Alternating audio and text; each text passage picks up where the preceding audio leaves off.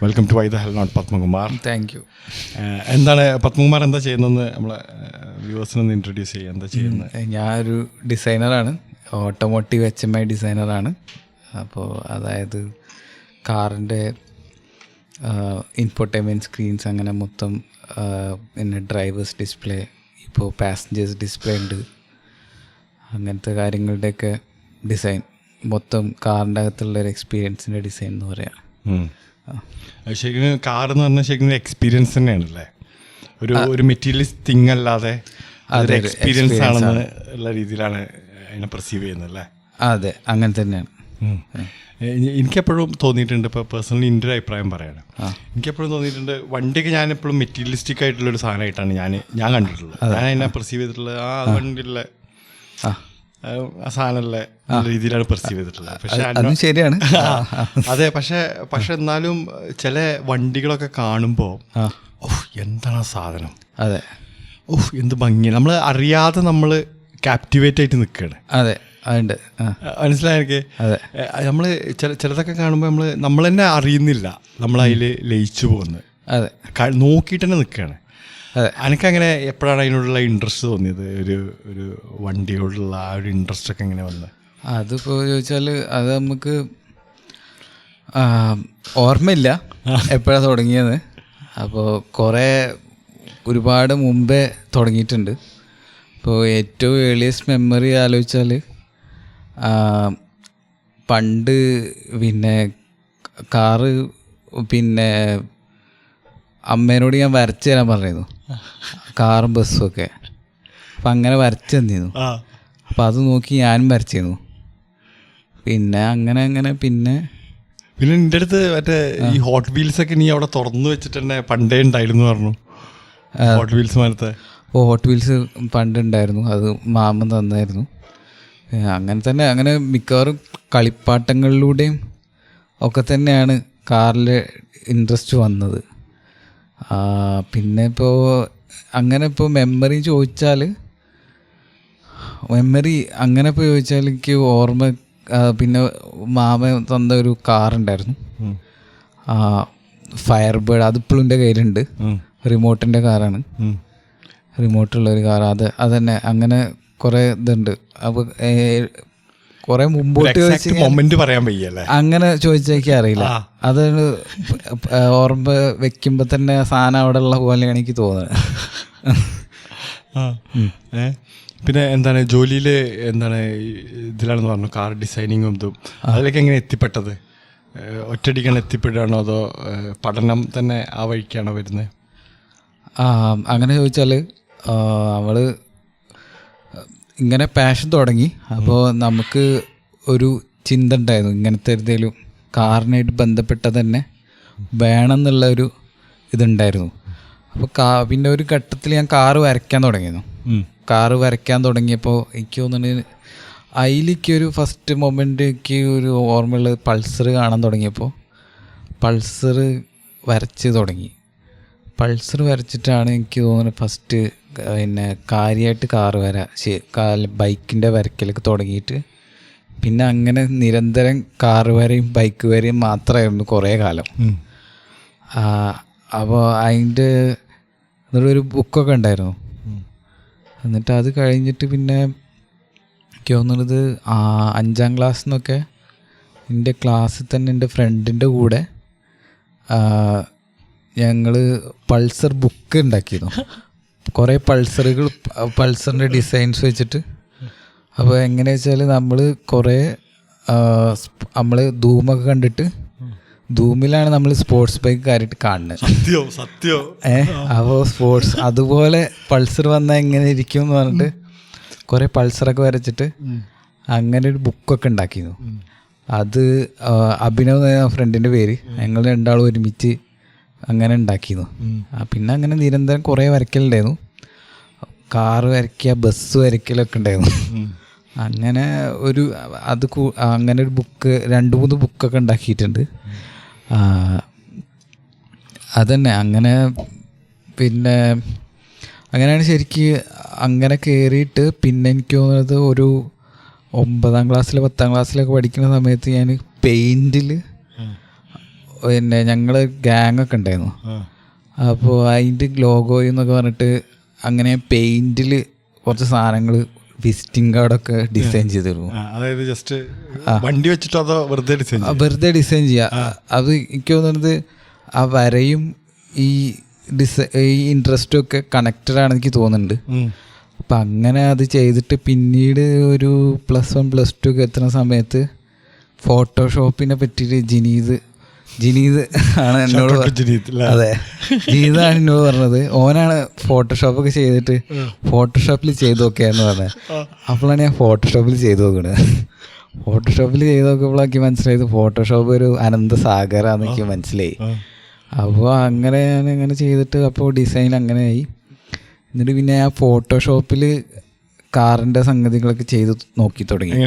Variety ഡിസൈൻസോ പുതിയതായിട്ട്? ഞാനതല്ല ചെയ്തത്. ഞാൻ ഈ സ്കെച്ചസ് തന്നെ ഫോട്ടോഷോപ്പിൽ ഇട്ടിട്ട് എങ്ങനെ റിയാലിസ്റ്റിക് ആക്കാം. പക്ഷെ അതൊക്കെ അത്ര റിയാലിസ്റ്റിക് ആവില്ല. എൻ്റെ ശ്രമങ്ങളായിരുന്നു. ഇങ്ങനെ ശരിക്കുള്ള കാറിൻ്റെ വീൽസ് ഇടും, പിന്നെ ഹെഡ് ലാമ്പ് കത്തുന്ന പോലെയൊക്കെ ആക്കും. അങ്ങനെയൊക്കെ ഓരോ പരിപാടികളൊക്കെ ചെയ്തിരുന്നു. എന്നിട്ട് അപ്പോൾ അങ്ങനെ ഒരു ഇതുണ്ടായിരുന്നു. അപ്പോൾ അങ്ങനെയാണ് ഒരു ഘട്ടത്തിൽ ആരോ പറഞ്ഞു, ഞാൻ പറഞ്ഞിരുന്നു ഇങ്ങനെ എനിക്ക് ഓട്ടോമൊബൈൽ ഡിസൈനാണ് വേണ്ടത്, ഇങ്ങനെ എല്ലാവരോടും പറയാം. അങ്ങനെ അതെ, ആര് ചോദിച്ചാലും എന്താ വേണ്ടത് വെച്ച് കഴിഞ്ഞാൽ അപ്പം പറയും ഓട്ടോമൊബൈൽ ഡിസൈനർ എന്ന് പറയാം. അങ്ങനെ നടക്കുന്ന സമയത്താണ് ഞാൻ അതിൻ്റെ ഇടയിൽ വേറെ കുറേ പറയണ്ട. ഫസ്റ്റ് ഒരു കോഴ്സിന് ജോയിൻ ചെയ്ത് അല്ലേ പോകുന്നത്? അതെ. ഞാനിപ്പോൾ വെച്ചാൽ അപ്പോൾ ഒരാൾ പറഞ്ഞതല്ല, ഒരാളെന്നെ വിളിച്ച് പറഞ്ഞു പത്രത്തിൽ ഇതിനെപ്പറ്റി ഒരു ഇൻഫർമേഷൻ ഉണ്ട്, ഓട്ടോമോട്ടീവ് ഡിസൈനിനെ പറ്റി. ഏതോ ഒരു പത്രത്തിൽ, മനോരമയിലോ മാതൃഭൂമിയിലോ, അതിൽ ഞാൻ വായിച്ചു. അപ്പോൾ എന്താ വെച്ചാൽ ഇതിങ്ങനെ കരിയർ ഗൈഡൻസിൻ്റെ ഒരു സാധനമാണ്. ഒരാൾ പങ്ക്തി എഴുതാണ്, കുട്ടികളിങ്ങനെ ചോദ്യങ്ങളൊക്കെ ചോദിക്കും. അപ്പോൾ അയാളിങ്ങനെ അതിനുള്ള ഉത്തരങ്ങൾ കൊടുക്കും. കുട്ടികളെ കരിയറിനെ പറ്റിയുള്ള സംശയങ്ങളൊക്കെ ഇങ്ങനെ കത്തയച്ച് ചോദിക്കും. അപ്പം അതിനുള്ള ഉത്തരമായിട്ട് അയാൾ കൊടുക്കുന്നതാണ്. അപ്പോൾ ഏതോ ഒരു ഹതഭാഗ്യൻ ചോദിച്ചിട്ടുണ്ട്. ആ ഹതഭാഗ്യം എന്ന് പറയുമ്പോൾ ആ ഹതഭാഗ്യം ബാക്കി കുറേ കുട്ടികളെയും കൂടെ ബാധിച്ചിട്ടുണ്ടെന്ന് ഉറപ്പാണ്. അതിലൊരാളാണ് ഞാനും. അപ്പോൾ അയാളെ ചോദ്യം ഇതായിരുന്നു, ഓട്ടോമോട്ടീവ് ഡിസൈനിങ് എങ്ങനെ പെർസ്യൂ ചെയ്യാം. അപ്പോൾ അതിന് ഉത്തരം അയാൾ കൊടുത്തിട്ടുള്ളത്, ഓട്ടോമോട്ടീവ് ഡിസൈനിങ് പെർസ്യൂ ചെയ്യണമെന്നുണ്ടെങ്കിൽ ഫസ്റ്റ് ഓട്ടോമോട്ടീവ് എൻജിനീയറിങ് ചെയ്തിരിക്കണം എന്ന് അയാൾ കൊടുത്തിട്ടുണ്ടായിരുന്നു. ആ ഒരു വിവരത്തിൻ്റെ മേലാണ് പിന്നെ ഞാൻ പോയത്. പിന്നെ ഓട്ടോമൊബൈൽ എൻജിനീയറിങ് ചെയ്യാം, അങ്ങനെ. അതിൻ്റെ ഇടയ്ക്കാണ് പിന്നീടാണ് എനിക്ക് മനസ്സിലായത്. പിന്നീട് ഞാൻ എവിടെയാണ് വായിച്ചതെന്ന് എനിക്ക് ഓർമ്മയില്ല, എവിടെയാണ് ആ വിവരം കിട്ടിയത്. ഓട്ടോമോട്ടീവ് ഡിസൈൻ എന്ന് പറഞ്ഞിട്ട് ഡിഗ്രി കോഴ്സ് തന്നെ ഒരുപാട് സ്ഥലത്ത് നടത്തുന്നുണ്ടെന്ന് എനിക്ക് മനസ്സിലായി. കേരളത്തിലല്ല, ഒരുപാട് മികച്ച ഇൻസ്റ്റിറ്റ്യൂട്ട് ഇന്ത്യയിൽ തന്നെ ഉണ്ട്. NID പോലുള്ള ഇൻസ്റ്റിറ്റ്യൂട്ടുകളുണ്ട് എനിക്ക് മനസ്സിലായി. അപ്പോൾ NIDയിലൊക്കെ അപ്ലൈ ചെയ്തപ്പോഴും അപ്പോൾ വീട്ടുകാർക്ക്, അപ്പോൾ എന്താ വെച്ചാൽ ഇവർക്കാർക്കും അറിയില്ലല്ലോ. അപ്പോൾ ഈ ഡിസൈൻ എന്ന് പറയുമ്പോൾ പോയി കഴിഞ്ഞാൽ പെടുമോ എന്നുള്ളതാണല്ലോ, അങ്ങനെ ഒരു കരിയർ ഉണ്ടോ എന്നുള്ളതാണ് ഇപ്പോൾ എല്ലാവരെയും. കാരണം ഇങ്ങനെ പത്രത്തിലൊക്കെ എഴുതി വഴിതെറ്റിക്കുന്ന ആൾക്കാരുണ്ടല്ലോ. അപ്പോൾ അയാൾ ഇങ്ങനെ കുറേ ആൾക്കാരുണ്ടാവുമല്ലോ. അപ്പോൾ എന്താ വെച്ചാൽ അത് പറഞ്ഞു. അപ്പോൾ അപ്പോൾ എല്ലാവരും പറഞ്ഞു എൻജിനീയറിങ് കഴിഞ്ഞിട്ട് മതി എന്നൊക്കെ പറഞ്ഞു. പക്ഷേ സ്റ്റിൽ ഞാൻ NIDക്ക് അപ്ലൈ ചെയ്തിരുന്നു. അപ്ലൈ ചെയ്തിട്ട് എനിക്ക് ഹോൾ ടിക്കറ്റൊക്കെ വന്നിരുന്നു. പിന്നെ കുറേ വീട്ടിലെ പ്രശ്നമൊക്കെ ആയിട്ട് പിന്നെ ഞാൻ എക്സാമിന് പോവുകയൊന്നും ചെയ്തില്ല. എന്നിട്ട് അതുപോലെ തന്നെ 2 എക്സാമിന് ഞാൻ അപ്ലൈ ചെയ്തിരുന്നു. MITയിലെ എക്സാമിന് ഞാൻ അപ്ലൈ ചെയ്തിരുന്നു. MITയിലും ഉണ്ടോ automotive design? MIT USA MIT അല്ല, മഹാരാഷ്ട്ര ഇൻസ്റ്റിറ്റ്യൂട്ട് ഓഫ് ടെക്നോളജി. അവിടെ ഇൻസ്റ്റിറ്റ്യൂട്ട് ഓഫ് ഡിസൈൻ ഉണ്ട്, അവിടുത്തെ സംഗതിയാണിത്. അപ്പോൾ അവിടെ എന്നിട്ട് അവിടെ ശരിക്കും അവിടുത്തെ ക്വസ്റ്റ്യൻ പേപ്പർ എന്ന് പറഞ്ഞു കഴിഞ്ഞാൽ അതിലും ഇതേമാതിരി ആദ്യം അവർക്ക് ഹോൾ ടിക്കറ്റ് കിട്ടുന്നതിന് മുമ്പ് തന്നെ ഒരു കുറച്ച് അപ്ലിക്കേഷനിൽ തന്നെ കുറേ ക്വസ്റ്റ്യൻസ് ഒക്കെ ഉണ്ടായിരുന്നു. അതായത് എക്സാം എഴുതുന്നതിന് മുമ്പേ ചോദ്യങ്ങൾ ചോദിക്കുന്നുണ്ട്. അതെ, ഹോൾ ടിക്കറ്റ് തരേണ്ടതിന് ഒരു ക്വസ്റ്റ്യൻ ഒക്കെ ഉണ്ടായിരുന്നതാണ്. പക്ഷെ അത് എത്രത്തോളം ഒരു നോക്കുണ്ടായെന്ന് എനിക്ക് ഉറപ്പില്ല. പക്ഷെ അതിന് കുറച്ച് ക്വസ്റ്റ്യൻസ് ഒക്കെ ഉണ്ടായിരുന്നു. ആ ക്വസ്റ്റ്യൻസൊക്കെ നമ്മൾ അതിനനുസരിച്ച് ആൻസറൊക്കെ ചെയ്തിട്ട് അയച്ചിട്ട് പിന്നെയാണ് നമുക്ക് ഹോൾ ടിക്കറ്റ് വരിക. എന്നിട്ടാണ് മെയിൻ എക്സാമിലേക്ക് പോകുന്നത്. പക്ഷേ ഈ എക്സാമിനൊന്നും ഞാൻ ആ +2 കഴിഞ്ഞ സമയത്ത് പോയിട്ടില്ല. പോകാൻ എനിക്ക് പറ്റിയില്ല. എന്താ മാനസികമായിട്ടൊക്കെ ഒന്നിനും ഒരു മോട്ടിവേഷൻ കിട്ടിയില്ല. അപ്പോൾ ഞാൻ പമ്പ് ചെയ്ത് നിൽക്കുന്നു. പക്ഷേ മൊത്തത്തിൽ സിറ്റുവേഷൻ എല്ലാം കൂടെ മൊത്തത്തിൽ പ്രശ്നമായപ്പോൾ എനിക്ക് പോകാൻ പറ്റിയില്ല. പോകണമായിരുന്നു ശരിക്ക്. അപ്പോൾ അങ്ങനെ പോയിരുന്നെങ്കിൽ എനിക്ക് എന്തെങ്കിലും പറയാമായിരുന്നു. ഞാൻ പോയി എഴുതി എന്നൊക്കെ പറഞ്ഞിട്ട് എനിക്ക് എക്സാമിന് പോയി എഴുതി എന്നിട്ട് പോകാൻ പറ്റിയതാണെന്നൊക്കെ പറഞ്ഞിട്ട് വീട്ടിലൊക്കെ പറഞ്ഞിട്ട് നമുക്ക് പോകാമായിരുന്നു. പക്ഷെ എനിക്ക് ആ വോയിസ് കിട്ടിയില്ല. കാരണം ഞാൻ അപ്പം തന്നെ ഗീവ് അപ്പ് ചെയ്തു. ഇങ്ങനെ പിന്നെ വീട്ടിൽ നിന്നൊക്കെ എതിർപ്പ് വന്നപ്പോൾ തന്നെ ഞാൻ ഗീവ് അപ്പായി. അപ്പോൾ അത് കാരണം ഞാൻ പോയില്ല. അങ്ങനെയാണ് പിന്നീട് പിന്നെ കുറേ ഇതൊക്കെ ആയിട്ട് പിന്നെ ലാസ്റ്റ് എൻജിനീയറിങ് പഠിക്കാന്നുള്ള നിലയ്ക്ക് ആ സമയത്ത് പിന്നെ എന്താ വെച്ചാൽ ഞാൻ റിപ്പീറ്റ് ചെയ്യാന്ന് പറഞ്ഞു. ഇതൊന്നും നടക്കാതെ പിന്നെ ഞാൻ പറഞ്ഞു റിപ്പീറ്റ് ചെയ്യാന്ന്. അങ്ങനെ ഞാൻ റിപ്പീറ്റ് ചെയ്തിട്ട് കുറേ കാലം ഞാൻ ക്ലാസ്സിലേക്ക് ഇരുന്ന് പിന്നെ അതിലും ആ സമയത്തെങ്കിലും എനിക്ക് ഈ പരിപാടിക്ക് നോക്കായിരുന്നു. അപ്പോൾ ഞാൻ നോക്കിയില്ല. എന്നിട്ട് ഞാൻ പിന്നെ ഒരു കോളേജിൽ പോയി ചേർന്നു. കോയമ്പത്തൂർ JCT കോളേജിൽ പോയി ചേർന്നു. അപ്പോൾ പിന്നെ എൻജിനീയറിംഗ് ആണെങ്കിൽ എനിക്ക് അതിലൊരു ക്ലാരിറ്റി ഉണ്ടായിരുന്നു. ഓട്ടോമോട്ടീവ് എൻജിനീയറിംഗേ പറ്റുള്ളൂ. അപ്പോൾ അതിന് പോയി ചേർന്നു. അതിനോട് ബന്ധപ്പെട്ടിട്ടുള്ള എൻജിനീയറിംഗ് തന്നെ പോയി ചേർന്നു. അതിൽ ഒരു ക്ലാരിറ്റി ഉണ്ട്, അതും ചേർന്നു. അങ്ങനെ അവിടെ വെച്ചിട്ടാണ് നിങ്ങൾ ആ മറ്റേ റേസൊക്കെ അവിടെ വെച്ചിട്ടല്ലേ അതുണ്ടാവുന്നത്? അതെ. അപ്പോൾ അവിടുന്ന് തന്നെ പിന്നെ ആദ്യമൊന്നും വലിയ ഇൻട്രസ്റ്റിംഗ് ഒന്നും ആയിരുന്നില്ല. എനിക്ക് ഇഷ്ടപ്പെടാത്തൊരു സ്ഥലത്ത് ഞാനിങ്ങനെ ഫോഴ്സ്ഫുള്ളി ഫോഴ്സ് ചെയ്ത് ഞാൻ അവിടെ ഇരിക്കുന്നു. അപ്പോൾ അങ്ങനെ ഇരുന്നിട്ട് പിന്നെ കുറേ പ്രശ്നങ്ങളൊക്കെ ഉണ്ടായിരുന്നു. ഒരുപാട് പ്രശ്നങ്ങളൊക്കെ ആയിട്ട് പിന്നെ അങ്ങനെ ഇരിക്കുകയാണ്. പിന്നെ നമ്മൾ ഒരു ഇവൻറ്റ് പിന്നെ കണ്ടക്ട് ചെയ്യാന്നൊക്കെ പറഞ്ഞപ്പോൾ അപ്പോഴാണ് പിന്നീട് പിന്നെ ഡീറ്റെയിൽ ആയിട്ട് പറഞ്ഞു കേട്ടോ. ഹെവി ഇവന്റ് ആയിരുന്നത്. ഈ ജസ്റ്റ് ബ്രീഫ് ചെയ്ത് പോയിട്ടുള്ള അന്ന് എന്താ സംഭവം വെച്ചാൽ അന്ന് ബാക്കി എല്ലാ കോളേജുകളിലും ഇങ്ങനെ ഡേർട്ട് ബൈക്കിൻ്റെ ഉണ്ടാക്കിയിട്ട് നടത്തുന്ന ഇവന്റുകൾ ഉണ്ടായിരുന്നു. സ്റ്റുഡൻസ് തന്നെ ബൈക്ക് ഉണ്ടാക്കിയിട്ട് അതിൻ്റെ കോമ്പറ്റീഷൻ ആയിരുന്നു. അപ്പോൾ സംഗതി ഇപ്പോൾ കമ്പാരിറ്റീവ്ലി അത് നമ്മൾ ഒരു ചെറിയ ഇവൻ്റാണ്. കാരണം ബാക്കിയുള്ള കോളേജുകളിലൊക്കെ കാറുകൾ വലിയ കാറൊക്കെ ഉണ്ടാക്കിയിട്ട് അതിൻ്റെ കോമ്പറ്റീഷനും അവരതിന് USA പോക്കും അങ്ങനെയൊക്കെ ആണ്. അമൃതയിലൊക്കെ അങ്ങനെ നടക്കണേ. അപ്പോൾ അത് കമ്പയർ ചെയ്യുമ്പോൾ എൻ്റെ മനസ്സിൽ ഫസ്റ്റ് ഓട്ടോമോട്ടീവ് എഞ്ചിനീയറിംഗ് എന്ന് പറയുമ്പോൾ ഞാൻ ഇങ്ങനത്തെ കുറേ സാധനങ്ങളൊക്കെ ഓൺലൈനിൽ കണ്ടിട്ടുണ്ടായിരുന്നു ആ സമയത്ത്. അപ്പം എൻ്റെ മനസ്സിലും ഇങ്ങനെ നമുക്ക് ഇവിടെ പോയി കാറൊക്കെ ഉണ്ടാക്കണം അങ്ങനെയൊക്കെ ആയിരുന്നു എൻ്റെ മനസ്സിൽ. പക്ഷേ അതിൻ്റെ ഇടയ്ക്ക് ഇത് വന്നപ്പോൾ അതൊരു മോട്ടിവേഷനായി. അതിൻ്റെ ഒന്നുമില്ല, അതിൻ്റെ ഇടയ്ക്ക് ഒരു ചെറിയ വെളിച്ചമായിരുന്നു അത്. അപ്പോൾ ഒരു സാധനം അപ്പോൾ നമുക്ക് ബൈക്ക് ഉണ്ടാക്കാന്നുള്ളതായി. അങ്ങനെ ഞങ്ങൾ ഒരു ബൈക്കൊക്കെ ഉണ്ടാക്കി കോമ്പറ്റീഷനൊക്കെ പോയി. അങ്ങനെ എങ്ങനെ ഉണ്ടായിരുന്നു ബൈക്കുകൾ?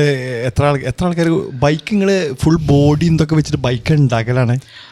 അത് പിന്നെ ഷാസി മൊത്തം ഞങ്ങൾ തന്നെ ഒരുമിച്ച്. ഷാസി എന്ന് പറയുമ്പോൾ അതിൻ്റെ ഇതല്ലേ? ഷാസി എന്ന് പറയുമ്പോൾ എഞ്ചിനും ബാക്കി സാധനങ്ങളും സസ്പെൻഷനിലും കണക്ട് ചെയ്യുന്ന ആ മെറ്റൽ ബോഡിയിൽ ആ സാധനമാണ് ഷാസി.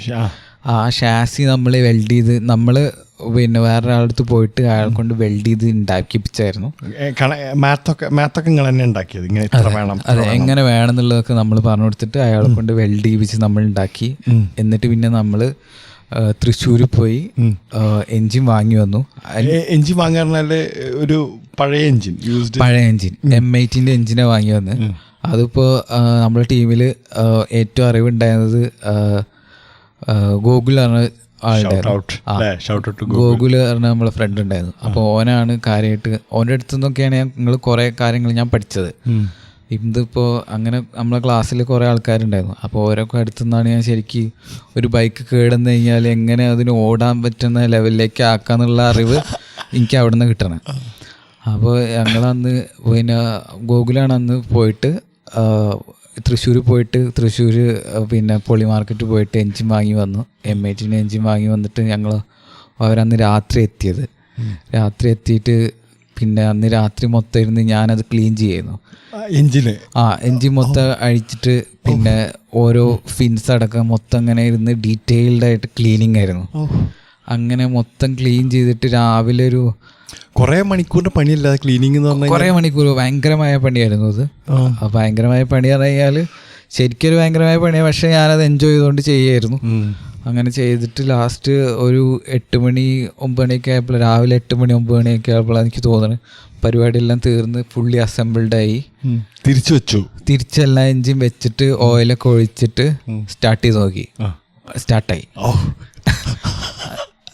കാരണം അത് പിന്നെ 50-50 പ്രതീക്ഷയിലാണ് നമ്മൾ അവിടെ ഇരിക്കണത്. കാരണം അവിടുന്ന് വാങ്ങുമ്പോൾ സ്റ്റാർട്ടാക്കി നോക്കി വാങ്ങലൊന്നും നടക്കൊന്നുമില്ല. കിട്ടണത് വാങ്ങാം, നല്ലത് നോക്കി വാങ്ങാം. അതെ, അങ്ങനെയാണ് അവിടെ ഓടുന്നത്. പൊളി മാർക്കറ്റാണ് അവിടെ. ഗ്യാരണ്ടി വാറണ്ടി ഒന്നുമില്ല, കിട്ടണെടുത്ത് പോരാ.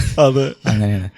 അപ്പം അങ്ങനെ അന്ന് ഇങ്ങനെ ഉണ്ടാക്കി വണ്ടി ഉണ്ടാക്കി.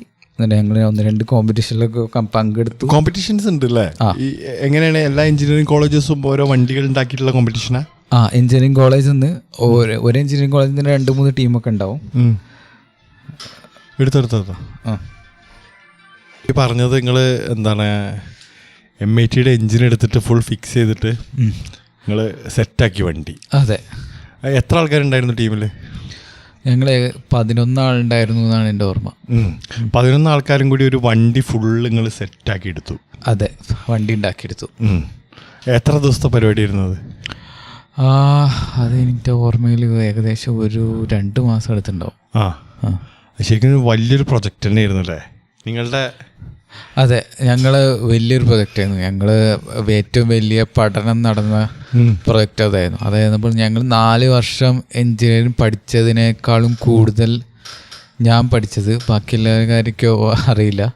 പക്ഷേ 4 വർഷം ഞാൻ എൻജിനീയറിംഗ് പഠിച്ചതിനേക്കാളും കൂടുതൽ എൻജിനീയറിംഗ് ഞാൻ പഠിച്ചത് ആ 2 മാസം കൊണ്ട് വണ്ടി ഉണ്ടാക്കിയപ്പോഴാണ്. അത് പ്രാക്ടിക്കലായിട്ടുള്ള സ്റ്റഡി നടന്നിരുന്നത്. അതെ. എക്സ്പീരിയൻസ് ഹെവി ആയിരിക്കുമല്ലോ മച്ചാ. അത് ഭയങ്കര എക്സ്പീരിയൻസ്.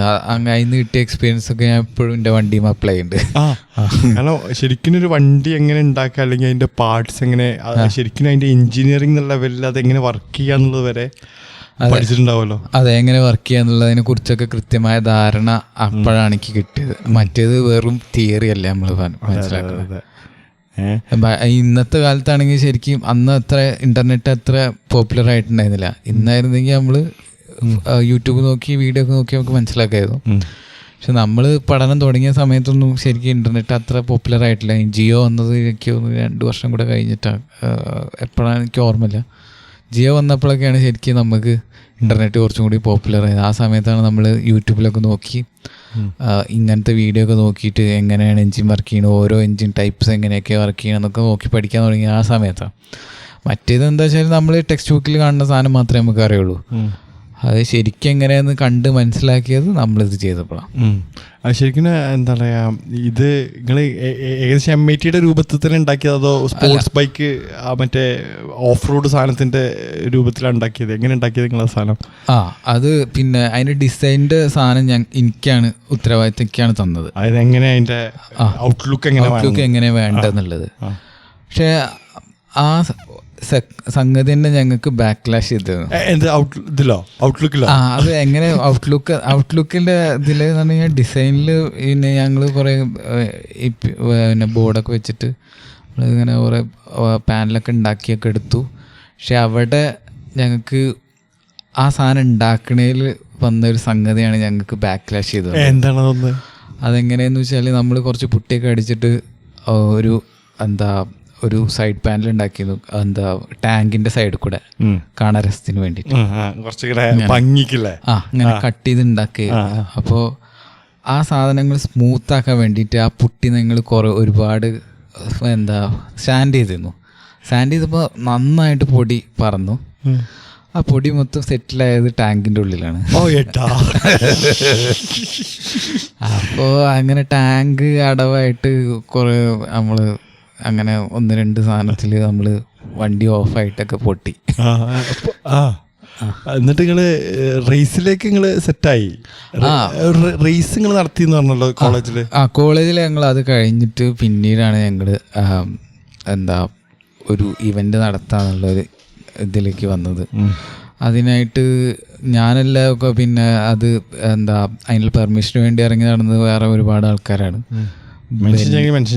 ബെന്നി, അങ്ങനെ കുറച്ച് ആൾക്കാരുണ്ട്. ബെന്നി, പിന്നെ ഞങ്ങൾ കുറച്ച് സീനിയേഴ്സ്, അങ്ങനെ പിന്നെ ഹെൽവിസ് എന്നൊക്കെ പറഞ്ഞ കുറച്ച് സീനിയേഴ്സും കുറച്ച് ആൾക്കാരൊക്കെ ഉണ്ട്.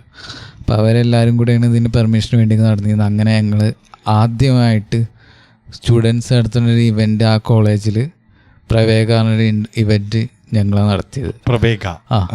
അപ്പോൾ ആ ഇവൻ്റ് വന്നതും ഫസ്റ്റ് ഇയറിൽ ആദ്യത്തെ വർഷം ഫസ്റ്റ് സംഗതി ഇതന്നെയാണ്. നമ്മൾ ഇവൻറ്റിൽ മെയിൻ ഇവൻ്റ് എന്ന് പറഞ്ഞു കഴിഞ്ഞാൽ ഇതന്നെ നമ്മൾ ഉദ്ദേശിച്ചത്. ഡേർട്ട് ബൈക്ക് എല്ലായിടത്തുനിന്നും എല്ലാ കോളേജിൽ നിന്നുള്ളത് ഓഫ് റോഡ് സാധനം.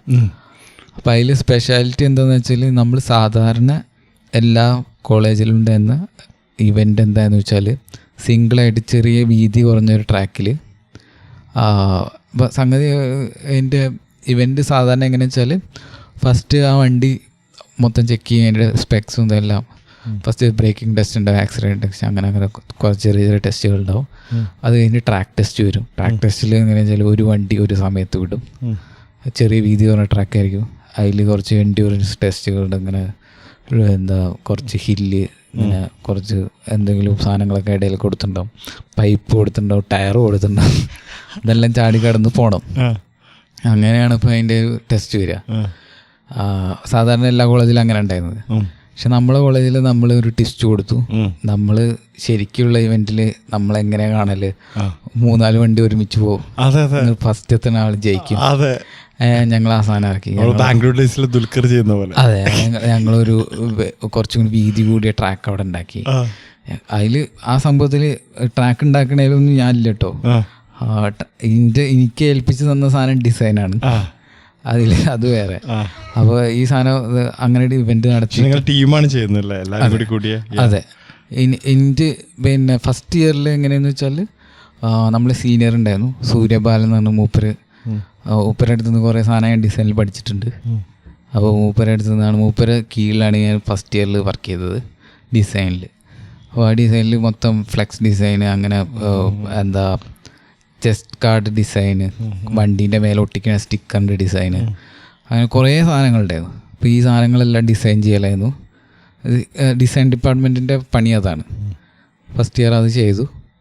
അടുത്ത ഇയർ എങ്ങനെയാ വെച്ചാൽ ഇവർ പോകുമ്പോൾ അടുത്ത ഇയറിൽ മൊത്തം ഡിസൈനിൻ്റെ ഞാനാണ് ഡിസൈനിൻ്റെ മൊത്തം സംഗതി ഞാനാണ് നോക്കിയത്. എന്നിട്ട് മൊത്തം സാധനങ്ങൾ മൊത്തം ഫ്ലെക്സ് ഈ സാധനങ്ങൾ മൊത്തം ഇങ്ങനെ ഡിസൈൻ ചെയ്യുക. അതായത് അപ്പം എന്താ വെച്ചാൽ ബാക്കിയുള്ള ഒരു സംഗതിക്കും എനിക്ക് പോകണമെന്ന് ഇൻട്രസ്റ്റ് ഉണ്ടെന്ന് പറഞ്ഞാൽ തന്നെ എന്നെ വിട്ടിട്ടുണ്ടായിരുന്നില്ല. കാരണം ഞാൻ മാത്രമേ ഉണ്ടായിരുന്നുള്ളൂ ഡിസൈൻ ചെയ്യാൻ. അപ്പോൾ ഞാൻ ഈ ഒരാളിരുന്നിട്ട് വേണം എല്ലാ സാധനങ്ങളും ചെയ്യാൻ. പിന്നെ സഹായിക്കാൻ കുറച്ച് ജൂനിയേഴ്സിനെ തന്നിരുന്നെങ്കിലും എന്തായാലും പ്രശ്നം വെച്ചാൽ അവരെ ട്രെയിൻ ചെയ്തെടുക്കണമായിരുന്നു ഞാൻ. അങ്ങനെ നമുക്ക് വേണ്ട ടൈപ്പിലുള്ള സാധനത്തിലേക്ക് കിട്ടാൻ വേണ്ടിയിട്ട് നമ്മൾ കുറേ സാധനങ്ങൾ പഠിപ്പിച്ചൊക്കെ ആകുമ്പോൾ കുറേ സമയം അതിന് നമുക്ക് നഷ്ടപ്പെട്ടു. അപ്പോൾ ആ കാരണത്താൽ തന്നെ എനിക്ക് ഓൾറെഡി ഇൻട്രസ്റ്റ് ഒക്കെ ഉണ്ടായിരുന്നു, ട്രാക്ക് ഉണ്ടാക്കാൻ പോകണം, അങ്ങനെയൊക്കെ കുറേ ഇൻട്രസ്റ്റ് ഒക്കെ ഉണ്ടായിരുന്നു. ബാക്കിയുള്ള കാര്യത്തിലും പോയിട്ട് എന്തെങ്കിലുമൊക്കെ ചെയ്യണം എന്നൊക്കെ. പക്ഷെ അതിന് സാധിച്ചില്ല. പക്ഷെ ഏൽപ്പിച്ച പണി അതല്ലല്ലോ. ഇന്നെ നമ്മളൊരു സാറുണ്ട്, സന്തോഷ് സാറ്. മൂപ്പര് മൊത്തം കൺട്രോൾ എടുത്തിട്ട് മൂപ്പര് ഇന്നെ അവിടുന്ന് അനങ്ങാൻ സമ്മതിച്ചില്ല. ഒരു ക്ലാസ് റൂമിൽ ഇന്നെ പൂട്ടിയിട്ട മാതിരിയാണ്. അവിടുന്ന് ഇറങ്ങാൻ സമ്മതിക്കില്ല, ഇത് തീർത്തിട്ട് ഇറങ്ങാൻ പാടുള്ളൂ, അതാണ് അങ്ങനെയായിരുന്നു. എന്നിട്ട് അങ്ങനെയൊക്കെ ചെയ്തു. അപ്പോൾ അങ്ങനെ ആ സംഗതി കൊണ്ട് തന്നെ അത് വേറെ കുറേ കാര്യങ്ങളുണ്ട്, അത് പറയണ്ട. എന്നിട്ട് റേസ് വന്നപ്പോൾ എല്ലാ കോളേജും അവരുടേതായിട്ടുള്ള വണ്ടികൾ ഉണ്ടാക്കി വന്നു. അപ്പോൾ ആർക്കെങ്കിലും വേണമെങ്കിൽ ചീറ്റ് ചെയ്യാലോ അല്ലേ, വേണമെങ്കിൽ HP കൂടിയ വണ്ടി മീൻസ് പവർ കൂടിയ വണ്ടി വേണമെങ്കിൽ ഇറക്കാമല്ലോ അല്ലേ. അത് കണ്ടെത്താൻ പറ്റില്ലല്ലേ. അതായത് ഒരു വണ്ടി ഒരു ബോർ ചെയ്തിട്ട് കപ്പാസിറ്റി കൂടി, അതായത് 2 കാറ്റഗറി ഉണ്ടായിരുന്നു. ഒരെണ്ണം 150cc, പിന്നെ ഒരെണ്ണം 195cc. അണ്ടർ 50 ആണ്, അണ്ടർ 60 ആവുന്നു. അപ്പോൾ എന്താ വെച്ചാൽ 50cc മറ്റേ എക്സലിൻ്റെ എഞ്ചിനൊക്കെ വെച്ചിട്ട് വരും. പിന്നെ അതുപോലെ അണ്ടർ 90cc എന്ന് പറയുമ്പോൾ M80 എഞ്ചിൻ വെച്ചിട്ട് അങ്ങനെ ആ റേഞ്ചിലുള്ള അങ്ങനെയുള്ള ഏത് എഞ്ചിനും വരും. അപ്പോൾ അതിലിപ്പോൾ ആരെങ്കിലും ഇപ്പോൾ ഒരു 100cc വെക്കാൻ പറ്റില്ല. അതിൻ്റെ ഇടയിൽ ഏതെങ്കിലും ഒരു എഞ്ചിൻ ബോർ ചെയ്തിട്ട് സൈസ് കൂട്ടിയാൽ, എഞ്ചിൻ കപ്പാസിറ്റി കൂട്ടിയാൽ അത് നമുക്ക് മനസ്സിലാക്കാൻ പറ്റില്ല. ചെറിയ അഡ്വാൻറ്റേജ് കിട്ടും, അത് കിട്ടും. പക്ഷേ അണ്ടർ 90cc ആയതുകൊണ്ട് തന്നെ എനിക്ക് തോന്നുന്നത് M80 എഞ്ചിനൊക്കെ എടുത്താലും ഇനിയിപ്പോൾ എത്ര ബോർ ചെയ്താലും 90cc അപ്പുറത്തേക്കൊന്നും അവർക്ക് കൊണ്ടുപോകാൻ പറ്റുമെന്നൊന്നും തോന്നുന്നില്ല. അപ്പോൾ ഒരു അത്ര അതിൻ്റെ ഇടയിൽ അങ്ങനെ ചെയ്തിട്ടുണ്ടെങ്കിൽ തന്നെ സ്റ്റുഡൻസ് ആണ് ചെയ്തിരിക്കുന്നത്. അപ്പോൾ ഓരത് അപ്രീഷിയേറ്റ് അവരെ ഒരു എക്സ്ട്രാ സാധനം ഇട്ടിട്ട് ചെയ്തതല്ലേ. അതെ, അത് അപ്രീഷിയേറ്റ് ചെയ്യേണ്ട കാര്യം തന്നെയാണ്. അതായത് എഞ്ചിനീയറിംഗ് അല്ലേ, അപ്പോൾ പുതിയതായി ഇന്നോവേഷൻ കൊണ്ടുവരുന്നതാണ് നമുക്ക് അതിൽ അപ്രീഷിയേറ്റ് ചെയ്യേണ്ട കാര്യം. സത്യം ഓരോതാ ചെയ്യുന്നത്. പിന്നെ ഈ റേസിലൊക്കെ ശരിക്കും പറഞ്ഞാൽ ഈ വണ്ടിയൊക്കെ ഉണ്ടാക്കി കഴിഞ്ഞാൽ പിന്നെ അത് റൈഡ് ചെയ്യാൻ ഒരാളെ തീരുമാനിക്കുമല്ലോ, ആരാണ് റൈഡ് ചെയ്യാന്നുള്ളത്. അതൊക്കെ എങ്ങനെ ഡിസിഷൻ എങ്ങനെ എടുത്തിരുന്നത്? അത് ഞങ്ങൾ ഡിസിഷൻ ഭയങ്കര സിമ്പിളായിരുന്നു. കാരണം വെച്ച് കഴിഞ്ഞാൽ ഞങ്ങളിപ്പോൾ ഷെഫിൻ എന്ന് പറഞ്ഞ ഒരാളുണ്ടായിരുന്നു. ഷെഫിൻ എന്ന് പറഞ്ഞു കഴിഞ്ഞാൽ റേസറാണ്. എപ്പോഴും പിന്നെ എന്താ നാഷണൽ ചാമ്പ്യൻഷിപ്പിലൊക്കെ പങ്കെടുത്തിട്ടുള്ള ആളാണ്. അപ്പോൾ ആള് പിന്നെ ഡേർട്ട് ബൈക്കിലല്ല, മറ്റേ ചാമ്പ്യൻഷിപ്പിലാണ് പങ്കെടുത്തത്. മോട്ടോജിപി അങ്ങനത്തെ സാധനത്തിലാണ്. അപ്പോൾ അവന് സ്പോർട്സ് ബൈക്കിൻ്റെ. അപ്പോൾ അതിൽ ഇപ്പോഴും ഓന് സ്വന്തമായിട്ട് ഒരു ചെറിയ അക്കാഡമിക് ഉണ്ട്. അപ്പോൾ ആൾക്കാർ ട്രെയിൻ ചെയ്യണൊക്കെ ലെവലിലെത്തിക്കും. രണ്ടാമത് ചിന്തിക്കേണ്ടി വന്നിട്ടില്ലല്ലേ? ഇല്ല, ഷെഫിൻ മതി എന്നുള്ള. അതെ, ഞങ്ങൾക്ക് വേറെ എന്ത് ചിന്തിക്കാം, ഇങ്ങനെ ഒരാളവിടെ ഉണ്ടാവും ഓൻ തന്നെ. അപ്പോൾ അങ്ങനെ. പക്ഷേ പിന്നെ അതിൽ എൻ്റെ ഇതുകൊണ്ടാണ് നമ്മളെ ടീമിൽ എൻ്റെ ഇൻപുട്ട് കൊണ്ടാണ് നമ്മളെ ടീം പൊട്ടിയതെന്ന് പറയാം. ടാങ്ക് അടിപൊളിയായിട്ട് ഇങ്ങനെ സാൻഡ് സ്മൂത്ത് ചെയ്തിട്ട്, അപ്പോൾ അതിൽ പൊടിയൊക്കെ കുടുങ്ങിയിട്ട് വണ്ടി പോക്കായി. പക്ഷെ ഇപ്പോഴും അത് കണ്ടിന്യൂ ചെയ്യുന്നുണ്ടായിരുന്നു കോളേജിൽ അവര്. യെസ്, ആ ഇവന്റ് ഇപ്പോഴും അതേ പേരിൽ തന്നെ കണ്ടിന്യൂ ചെയ്യുന്നുണ്ട്. പ്രവേഗ എന്ന് പറഞ്ഞിട്ട് കണ്ടിന്യൂ ചെയ്യുന്നുണ്ട്. ശരിക്കും അത് അങ്ങനത്തെ ഇവന്റ്സ് ഒക്കെ ശരിക്കും എഞ്ചിനീയറിംഗ് കോളേജസിലൊക്കെ ഉണ്ടാവുന്നത് നല്ലതല്ലേ? കുട്ടികളെ കൂടി ഒരു വണ്ടി ഉണ്ടാക്കുക, അതെ, അങ്ങനത്തെ ആ ഒരു കോമ്പറ്റീഷൻ മൈൻഡിലേക്ക് വരാറുമ്പോൾ നല്ല സാധനങ്ങൾ വരുമല്ലോ. അതെ, അത് പിന്നെ ഞങ്ങളെ കോളേജിൽ ഒരു പുതിയ സംഗതി ആയിരുന്നെങ്കിലും അത് ഓൾറെഡി ബാക്കിയുള്ള റെപ്യൂട്ടഡ് കോളേജിലൊക്കെ ഓൾറെഡി നടക്കുന്ന കാര്യമായിരുന്നു. ഞങ്ങൾ അത് കണ്ടിട്ട് ഞങ്ങൾക്കും വേണം എന്ന് പറഞ്ഞിട്ട് ഇവിടെ ഉണ്ടാക്കിയതാണ്. ഓ നൈസ്. പിന്നെ എന്താണ്, പിന്നെ അവിടെ നിന്നല്ല നീ നേരെ മറ്റേ അത് കഴിഞ്ഞിട്ടല്ല നീ ശരിക്കും ഇപ്പോഴുള്ള കരിയർ പെർസീവ് ചെയ്യാൻ പോകുന്നത്? അതെ, എന്താണെന്ന് വെച്ചാൽ അപ്പോഴൊക്കെ എൻ്റെ മനസ്സിൽ ഉള്ള സാധനം തന്നെയാണ്. പക്ഷേ എനിക്കത് ചെയ്യണ്ടേ, എങ്ങനെ ചെയ്യണം, ഇതിനെക്കുറിച്ചൊന്നും ഒരു ഭയങ്കര ഇതിലായതുകൊണ്ട് പിന്നീടാണ് ആ സമയത്ത് പിന്നെ കുറേ പേപ്പറൊക്കെ ഉണ്ടായിരുന്നു. ശരിക്കും പേപ്പറൊക്കെ ഉണ്ടായിട്ട് ഞാനത് മൈൻഡ് ചെയ്യാതെ നടക്കായിരുന്നു. കുറേ തോറ്റിട്ടൊക്കെ ഉണ്ടായിരുന്നു. പക്ഷെ അത് മൈൻഡ് ചെയ്യാതെ നടക്കായിരുന്നു. കാരണം എന്താ വെച്ച് കഴിഞ്ഞാൽ എനിക്കിനിയിപ്പോൾ എന്താ ചെയ്യേണ്ടത്, എനിക്ക് വലിയ ഇതൊന്നും ഉണ്ടായിരുന്നില്ല. എനിക്കിനി ഒന്നും ചെയ്യേണ്ട, എന്തെങ്കിലുമൊക്കെ ആവട്ടെ എന്നുള്ള ലെവലിൽ ഞാൻ കുറേ കാലം പോയി. പക്ഷെ ഒരു ഘട്ടത്തിലാണ് എനിക്ക് മനസ്സിലായത്, എന്തോ എനിക്ക് മനസ്സിലായി ഇനി എന്തെങ്കിലും ചെയ്യണം. അപ്പോൾ എന്തെങ്കിലും ചെയ്യണമെന്ന് മനസ്സിലായപ്പോഴാണ് ഞാൻ പിന്നെ ഈ NIDൻ്റെ എല്ലാത്തിൻ്റെയും നോക്കിയപ്പോൾ ഇനിയിപ്പോൾ എന്തെങ്കിലും ചെയ്യാൻ പറ്റുമോ നോക്കിയപ്പോൾ എനിക്കിനി ഡിഗ്രി എന്തായാലും എടുക്കാൻ പറ്റില്ല എന്ന് മനസ്സിലായി. കാരണം വെച്ച് കഴിഞ്ഞാൽ ഏജ് ഓവറായി. എനിക്ക് തോന്നുന്നത് അന്ന് എത്ര 18-19 വയസ്സൊക്കെ കഴിഞ്ഞാൽ തന്നെ 19-20 അത്ര ഏർലി ആയിട്ട് തന്നെ ഇതിലേക്ക് ആക്സസ് ചെയ്യണം. NIDക്കൊക്കെ ബാച്ചിലേഴ്സ് ആണെങ്കിൽ ബാച്ചിലേഴ്സ് എടുക്കണമെന്നുണ്ടെങ്കിൽ എനിക്ക് ഓർമ്മയില്ല കറക്റ്റ്.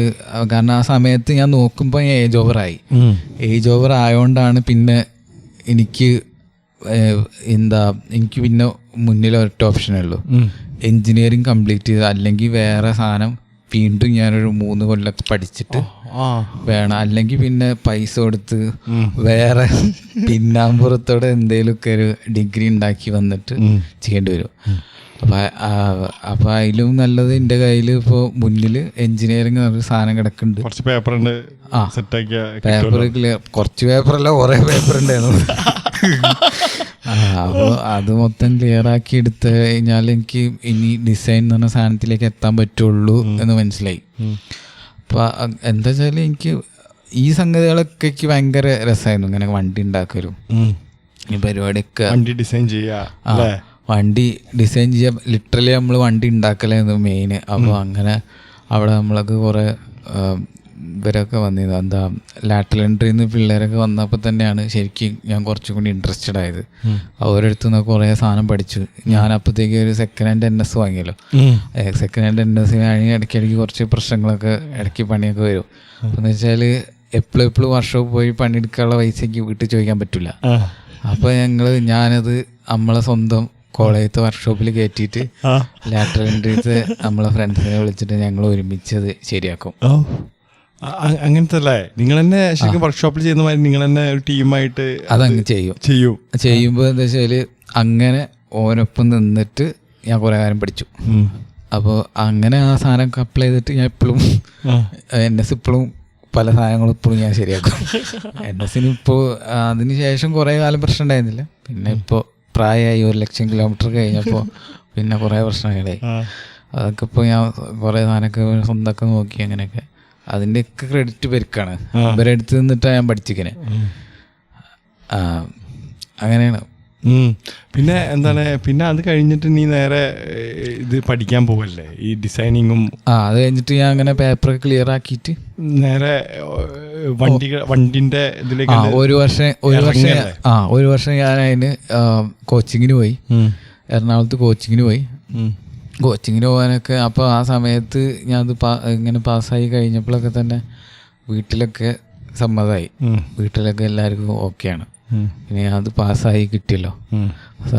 പാസ്സായി ഫുള്ളായി പാസ്സായി ഉണ്ടായിരുന്നില്ല. അപ്പോഴും ഒരു പേപ്പർ ബാക്കിയുണ്ടായിരുന്നു, M3 ബാക്കിയുണ്ടായിരുന്നു. അപ്പോൾ M3 ബാക്കി ഉണ്ടായിട്ടും അതിനെ കോച്ചിങ്ങിന് കൊണ്ടുപോയി വിട്ടു. അപ്പോൾ എന്താ വെച്ചാൽ പിന്നെ ഇത്രയൊക്കെ പേപ്പർ എഴുതിയെടുത്ത സ്ഥിതിക്ക് ഇത് എഴുതിയെടുക്കാൻ പറ്റും വിചാരിച്ചിട്ടുണ്ടാവും. അപ്പോൾ അങ്ങനെ ഞാനതിന് പോയി, അങ്ങനെ കോച്ചിങ്ങിനൊക്കെ പോയി.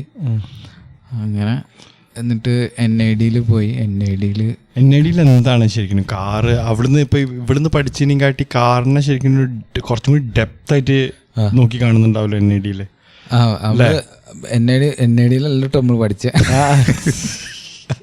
നമ്മളെ NID ഇന്റർവ്യൂ വരെ പോയി. ഇന്റർവ്യൂന്ന് നമ്മൾ തോറ്റു പോന്നു. ഭയങ്കര ഡിഫിക്കൽട്ടാണ് കിട്ടാൻ. അത് കിട്ടാൻ നല്ല ടഫാണ്. ഇന്റർവ്യൂ വരെ എത്തിയത് തന്നെ ഭയങ്കര ഭാഗ്യമായിട്ടാണ് ഞാൻ കാണുന്നത്. അപ്പോൾ അങ്ങനെ ഭാഗ്യം. എന്നിട്ട് ഞാൻ വിചാരിച്ചിരുന്നു അടുത്ത വർഷം ഒന്നും കൂടി റിപ്പീറ്റ് ചെയ്യണമെന്നൊക്കെ വിചാരിച്ചു. പക്ഷേ കുറേ കാരണം കൊണ്ട് പിന്നെ നമ്മളെ ഒരു മനസ്സ് എന്താ പറയുക ചഞ്ചലമായതുകൊണ്ട് അപ്പോൾ ആ സമയത്ത് ഞാൻ പിന്നെ അച്ഛൻ പറഞ്ഞ് വേറെ UPS കോളേജിൻ്റെ സാധനം കാണിച്ചു തന്നു. അപ്പോൾ അങ്ങനെ കാണിച്ചു തന്നപ്പോൾ അതിൽ അപ്ലൈ ചെയ്തിട്ട് ഒരു ഇൻ്റർവ്യൂ കഴിഞ്ഞപ്പോൾ തന്നെ അവർ സെലക്ട് ചെയ്തു. അതിലിപ്പോൾ കാര്യമായിട്ട് പറയാനൊന്നുമില്ല. കാരണം UPSലൊക്കെ ആര് പോയാലും ഇങ്ങനെ കുറച്ചെന്തെങ്കിലും ഉണ്ടെങ്കിൽ തന്നെ സെലക്ട് ചെയ്യും. അവിടെ വലിയ ടഫൊന്നുമല്ല. അപ്പോൾ അതായത് ഇപ്പോൾ NID പോയിട്ട് NID ഇൻ്റർവ്യൂ വരെ നമുക്ക് എത്താൻ പറ്റുമെങ്കിൽ UPSൽ പ്രശ്നമൊന്നുമില്ല. അപ്പോൾ ആർക്കും എത്താൻ പറ്റും എന്നാണ് ഞാൻ പറയുന്നത്. അപ്പോൾ ഇങ്ങനെ ആരെങ്കിലും വിചാരിക്കുന്നുണ്ടെങ്കിൽ UPSലൊക്കെ സിമ്പിളായിട്ട് എത്താൻ പറ്റും ആർക്കെങ്കിലും ഇങ്ങനെ ആഗ്രഹം ഉണ്ടെങ്കിൽ. അവിടെ എത്തിയിട്ട് ശരിക്കും ഓട്ടോമൊബൈൽസ് അല്ലെങ്കിൽ കാറ് ഈ എഞ്ചിന് ഇതിൻ്റെ വേറെ ലെവലിൽ തന്നെയാണോ പഠനം നടക്കുന്നത്? ശരിക്കും ഡീറ്റെയിൽ ആയിട്ട് മനസ്സിലാക്കാൻ പറ്റുന്നുണ്ടോ? അത് എന്താ വെച്ചാൽ അതിൽ ഡീറ്റെയിൽ ആയിട്ട് മനസ്സിലാക്കാനായാൽ മിക്കവാറും എല്ലാ ഡിസൈനിൻ്റെയും പ്രോസസ്സ് സെയിമാണ്. അതായത് നമ്മൾ അതിൻ്റെ ഇമോഷൻ, അതായത് നമ്മൾ കാര്യമായിട്ട് എന്താ ശ്രമിച്ചാൽ പ്രോബ്ലം സോൾവിങ് ആണ്. അപ്പോൾ നമ്മൾ ആദ്യം യൂസർ സ്റ്റഡി നടത്തും. ഇങ്ങനെ സർവേ ഒക്കെ നടത്തിയിട്ട് ആളെ യൂസർ ജേർണി മാപ്പ് ചെയ്യും. ഇങ്ങനെ ആളെ എന്തൊക്കെ ചെയ്യുന്നത്. അപ്പോൾ ഫോർ എക്സാമ്പിൾ നമ്മളിപ്പോൾ ഇവിടുന്ന് കൊടൈക്കനാൽ വരെ പോവുമായിരിക്കാം. അങ്ങനെ ഒരു കഥ ഉണ്ടാക്കുക. നമ്മളിപ്പോൾ കൊടൈക്കനാൽ വരെ പോവാണ്. നമ്മളിപ്പോൾ എങ്ങനെ പോകണത്? കാറിൽ. നമ്മൾ ആരെ കൂടെ പോകണം? നമ്മൾ ഫ്രണ്ട്സിൻ്റെ കൂടെ. അപ്പോൾ ഇതിന് നമ്മൾ പ്ലാൻ ചെയ്യണമല്ലോ. അപ്പോൾ അവിടെ തൊട്ടിട്ട് നമ്മൾ തുടങ്ങും. നമ്മൾ പ്ലാൻ ചെയ്യുക എന്തൊക്കെ പ്രോബ്ലംസ് ഫേസ് ചെയ്യണം എന്നൊക്കെ നമ്മൾ മാപ്പ് ചെയ്യും. മാപ്പ് ചെയ്തിട്ട് എന്തൊക്കെ പ്രോബ്ലംസ് ആണ്? ഇപ്പോൾ നമ്മൾ ലോങ് ജേർണി, ഇപ്പോൾ ഇവിടുന്ന് ഡൽഹിക്ക് പോവാണ്, ടയറ് പൊട്ടാം, എഞ്ചിന് എന്താ പറയുക, അതെ, ചൂടായിട്ട് ഇതാകാം, പിന്നെ എന്തൊക്കെ കുറേ പ്രോബ്ലംസ് ഉണ്ടാവും അല്ലേ? അതായത് ഇപ്പോൾ നമ്മൾ പ്ലാൻ ചെയ്യൽ തന്നെ, കുറേ ആൾക്കാരെ കൂട്ടി പ്ലാൻ ചെയ്യൽ തന്നെ ഒരു പ്രോബ്ലം ആണ്. കുറേ അഭിപ്രായം ഉണ്ടാവും. അതെ, കുറേ അഭിപ്രായം ഉണ്ടാവും. എല്ലാവരും കൂടി കോർഡിനേറ്റ് ചെയ്തിട്ട് കറക്റ്റ് സമയത്ത് എത്തിക്കണം. അങ്ങനെ അപ്പോൾ ആ പ്ലാനിങ്ങിന് വേണമെങ്കിൽ നമുക്ക് ആ പ്രോബ്ലം സോൾവ് ചെയ്യാൻ വേണമെങ്കിൽ നമുക്കൊരു ആപ്പ് ഉപയോഗിക്കാം. നമുക്ക് ട്രിപ്പ് പ്ലാൻ ചെയ്യാം. അത് ഒരു എക്സാമ്പിൾ മാത്രമാണ്. അതിപ്പോൾ നമ്മൾ പ്രാക്ടിക്കലി നോക്കുകയാണെങ്കിൽ എത്ര ആൾ ഉപയോഗിക്കും എന്നുള്ള, കാരണം എന്താ വെച്ച് കഴിഞ്ഞാൽ നമുക്ക് ഓൾറെഡി വാട്സാപ്പ് ഉണ്ട്. അപ്പോൾ പിന്നെ നമ്മളൊരു ട്രിപ്പ് പ്ലാനിങ്ങിന് വേണ്ടിയിട്ട് സെപ്പറേറ്റ് ആപ്പ് ഉപയോഗിക്കുക എന്നുള്ള കാര്യം ഭയങ്കര സംശയമാണ്. അങ്ങനെ ചെയ്തിട്ട് പിന്നീട് നമ്മൾ ശരിക്കും നമ്മളെ എക്സ്പീരിയൻസ് എവിടെ തുടങ്ങുന്നു എന്ന് പറഞ്ഞു കഴിഞ്ഞാൽ ഈ ട്രിപ്പ് പ്ലാനിങ് തൊട്ട് നമ്മൾ കാറിലേക്ക് ഡോറ് തുറന്ന് കയറി, എന്നിട്ട് നമ്മൾ ഡെസ്റ്റിനേഷനിലെത്തി തിരിച്ച് നമ്മൾ വീട്ടിലെത്തണ വരെ എന്തൊക്കെ പ്രശ്നങ്ങൾ നമ്മൾ ഫേസ് ചെയ്യണം അത് മൊത്തം നമ്മൾ കണ്ടെത്താൻ മാപ്പ്. അതായത് നമുക്ക് എങ്ങനെ കിട്ടും എന്ന് പറഞ്ഞു കഴിഞ്ഞാൽ അത് യൂസേഴ്സിൻ്റെ അടുത്ത് നിന്ന് മാത്രമേ നമുക്ക് കിട്ടുള്ളൂ. അല്ലെങ്കിൽ നമ്മൾ ഡാറ്റ നമ്മൾ ക്യാപ്ചർ ചെയ്യണം, അതും നമ്മൾ യൂസറിൻ്റെ അടുത്ത് നിന്ന് തന്നെ കിട്ടുക. ഡാറ്റ നമ്മൾ ക്യാപ്ചർ ചിലപ്പോൾ വളരെ വെറൈറ്റി ആയിട്ടുള്ള ഇതുവരെ കിട്ടില്ലേ, അതായത് നമ്മൾ തീരെ പ്രതീക്ഷിക്കാത്ത പ്രോബ്ലം വരെ ചിലപ്പോൾ കിട്ടിക്കൂടായില്ല. അതെ, നമ്മൾ എക്സ്പീരിയൻസ് ചെയ്യുന്ന സാധനമല്ലേ. അതെ, നമ്മളിപ്പോൾ സാധാരണ ഗതിയിൽ നമ്മളിപ്പോൾ കോളേജിൽ കഴിയുമ്പോൾ അത്ര ഡീറ്റെയിൽഡ് നമ്മൾ ചെയ്യില്ല. അപ്പം നമുക്ക് അതിൻ്റെ അത്ര ലിമിറ്റഡ് ആയ ഡാറ്റ കിട്ടുള്ളൂ. അതായത് ഇപ്പോൾ നമ്മളെ തന്നെ നമ്മൾ യൂസറായിട്ട് സങ്കല്പിച്ചിട്ടായിരിക്കും പലപ്പോഴും നമ്മൾ പ്രോബ്ലംസ് കണ്ടെത്താൻ ശ്രമിക്കുക. അപ്പോൾ കോമൺ ആയിട്ടുള്ള പ്രോബ്ലത്തിലായിരിക്കും നമ്മൾ അധികം നിൽക്കുക. യൂസറിന്റെ എക്സ്പീരിയൻസ് വരുമ്പോഴാണ് നമുക്ക് ബാക്കി യൂസേഴ്സിനൊക്കെ എന്താ പ്രശ്നം വരുന്നെന്നുള്ളത് നമുക്ക് അറിയണമെന്നുണ്ടെങ്കിൽ നമ്മൾ അതിലേക്ക് ഇറങ്ങി ഓരോരുത്തരുടെ അടുത്ത് പോയിട്ട് നമ്മൾ അവിടുത്തെ പ്രശ്നം എന്താ വെച്ച് കഴിഞ്ഞാൽ നമ്മൾ കോളേജിൽ പഠിക്കുമ്പോഴും നമ്മൾ സർവേ നടത്തിയിരുന്നു. പക്ഷെ അതും ലിമിറ്റഡ് ആയ ആൾക്കാരുടെ അടുത്ത് നമുക്ക് നടത്താൻ പറ്റുള്ളൂ. പക്ഷേ നമ്മളൊരു ഫേമിൻ്റെ അകത്ത് എത്തുമ്പോൾ നമ്മൾക്ക് ഒരു സർവേ അങ്ങോട്ട് വിട്ടാം. ഒരു സെർട്ടൻ ഒരു എന്താ പറയുക, ഒരു ജോഗ്രഫിക് റീജിയനിലേക്കൊക്കെ സർവേ വിടാം. അതിന് കാശ് ചിലവാക്കാൻ പറ്റും. അതുപോലെ തന്നെ വേറെ എന്താ വെച്ചാൽ പിന്നെ അവർക്ക് ഡാറ്റ വാങ്ങാം. അവർക്ക് ഡാറ്റ വേറെ കമ്പനിയിൽ നിന്ന് വാങ്ങാം. അങ്ങനെ ഡാറ്റ കിട്ടും. പിന്നെ അതായത് ഇപ്പോൾ നമുക്ക് മെക്കിൻസ്കി എന്നൊക്കെ പറഞ്ഞ ഓരോ കമ്പനികളൊക്കെ ഉണ്ടല്ലോ, അവരുടെ അടുത്തൊക്കെ ഡാറ്റകളൊക്കെ ഉണ്ട്. ഈ ഡാറ്റയൊക്കെ അവരുടെ അടുത്ത് നിന്നൊക്കെ വാങ്ങാം. അല്ലെങ്കിൽ പിന്നെ എന്താ വെച്ചാൽ പിന്നെ നമ്മളിപ്പോൾ ഗൂഗിളിൽ ഡാറ്റ സ്റ്റീൽ ചെയ്യണു എന്നൊക്കെ പറയണില്ലേ, ഇതേപോലെ തന്നെ കാറുകളും ഡാറ്റ സ്റ്റീൽ ചെയ്യുന്ന കാലാണ് ഇപ്പോൾ. അതെ, ടെസ്ല മറ്റേ ഇതൊക്കെ എന്ന് പറഞ്ഞാൽ full data collecting. Data steel ചെയ്തിട്ട് തന്നെയാണ് ടെസ്ല വർക്ക് ചെയ്യുന്നത്. അയ്യോ, അത് കോൺട്രവേഴ്ഷ്യൽ സ്റ്റേറ്റ്മെന്റ്. അല്ല, അത് സത്യമല്ലേ, എല്ലാരും പറയുന്നുണ്ട്. ഞാൻ പറയണമെന്ന് ആരും ശ്രദ്ധിക്കുന്നു. അതന്നല്ലേ നടക്കുന്നത്. ഇപ്പൊ ഡാറ്റല്ലേ ഇപ്പൊ ഏറ്റവും കൂടുതൽ വിൽക്കുന്നു വാങ്ങുന്നു ആയിട്ടുള്ള സാധനം. അതിനല്ലേ ഇപ്പൊ മാർക്കറ്റ് കിടക്കുന്നു. അതെ, അതിപ്പോ യൂസറെ മനസ്സിലാക്കാനുള്ള ഏറ്റവും നല്ല വഴി ഡാറ്റയാണ്. അപ്പോൾ അതിന് ഗുണമുണ്ട് ദോഷമുണ്ട്.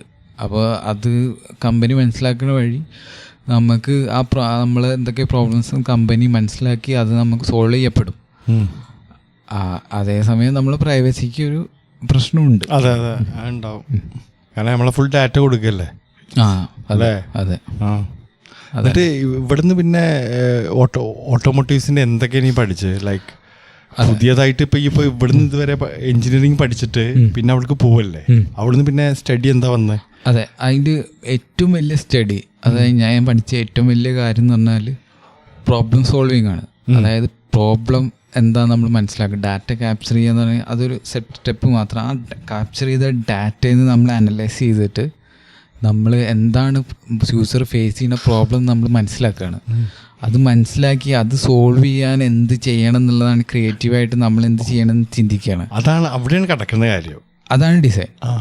നമ്മൾ യൂസറിൻ്റെ എന്ത് പ്രോബ്ലം സോൾവ് ചെയ്യുന്നോ അതാണ് ഡിസൈൻ. അല്ലാതെ നമ്മളിപ്പോൾ എന്തെങ്കിലും വിഷ്വലി കളർഫുള്ളായി കാണുന്ന സാധനം എങ്ങനെ അതല്ല ഡിസൈൻ. അത് നമ്മൾ പുറത്തേക്ക് കാണുന്ന ഒരു എലമെൻറ്റ് മാത്രമാണ്. ആക്ച്വലി ബാക്കിൽ നമ്മൾ വലിയ പ്രോബ്ലംസ് സോൾവ് ചെയ്തിട്ട് അതിൻ്റെ ഒരു പുറത്തേക്ക് കാണുന്ന ഒരു സാധനം മാത്രമാണ് ഈ കളേഴ്സും സാധനങ്ങളും ഒക്കെ. ഓ ഈ പറയുമ്പോൾ എനിക്ക് കിട്ടുന്നതേ ഫോർമുല 1 കാറിന്റെ മേലിലുള്ള ഓരോ കെർവില്ലേ, അതിനുള്ള ഓരോ ചെറിയ ഡെന്റ് വരെ അവര് അത്രയും കാൽക്കുലേറ്റ് ചെയ്ത് ഇടുന്നതാണെന്നാ പറഞ്ഞത്. അതെ, എനിക്ക് അതാണ് ഓർമ്മ വന്നത്. അതെ, അതുപോലെ തന്നെയാണ് നമ്മളിപ്പോൾ ഓരോ സാധനം ചെയ്യാൻ നമ്മളും അതുപോലെ ചെയ്യാനാണ് ശ്രമിക്കുന്നത്. അത് എത്രത്തോളം സക്സസ്ഫുൾ ആവും എന്നുള്ളത് നമ്മൾ ആ സാധനം യൂസറിൻ്റെ അടുത്ത് എത്തി യൂസറിൻ്റെ അഭിപ്രായം കിട്ടിയാൽ മാത്രമേ നമുക്ക് അത് പറയാൻ പറ്റുള്ളൂ. യൂസർ പറയാണ് ഈ സാധനം എനിക്ക് യൂസ്ഫുള്ളായി, ഈ സാധനം എൻ്റെ ഇത്രയും പ്രോബ്ലം സോൾവ് ചെയ്തു എന്ന് പറയുകയാണെങ്കിൽ അപ്പോൾ നമ്മളെ ജീവിതം അന്വർത്ഥമാണ്. അങ്ങനെയാണ്. ഓ ശരിക്കും എന്താണ്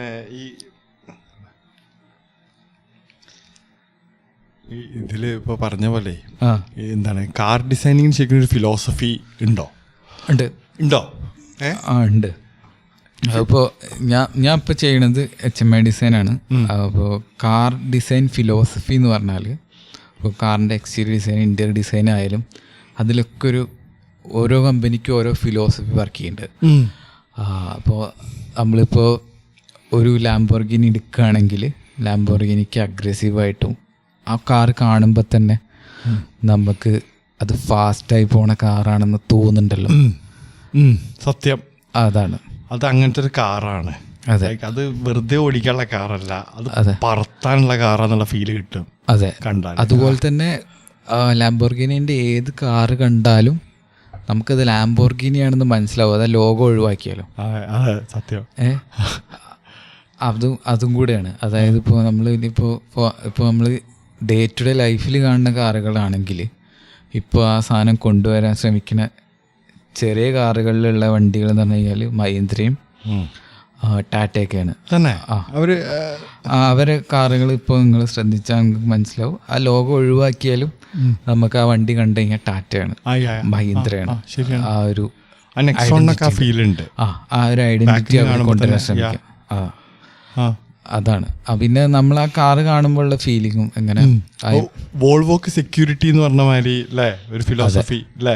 അതെ, വോൾവോ എന്ന് പറഞ്ഞ കേൾക്കുമ്പോൾ നമുക്ക് ആ ഫീലാണല്ലോ കിട്ടുക. അതുപോലെ തന്നെ വോൾവോ കാണുമ്പോഴും വോൾവോയിൽ നമുക്ക് ഒരു ഹെഡ് ലാമ്പിന്റെ മേലെ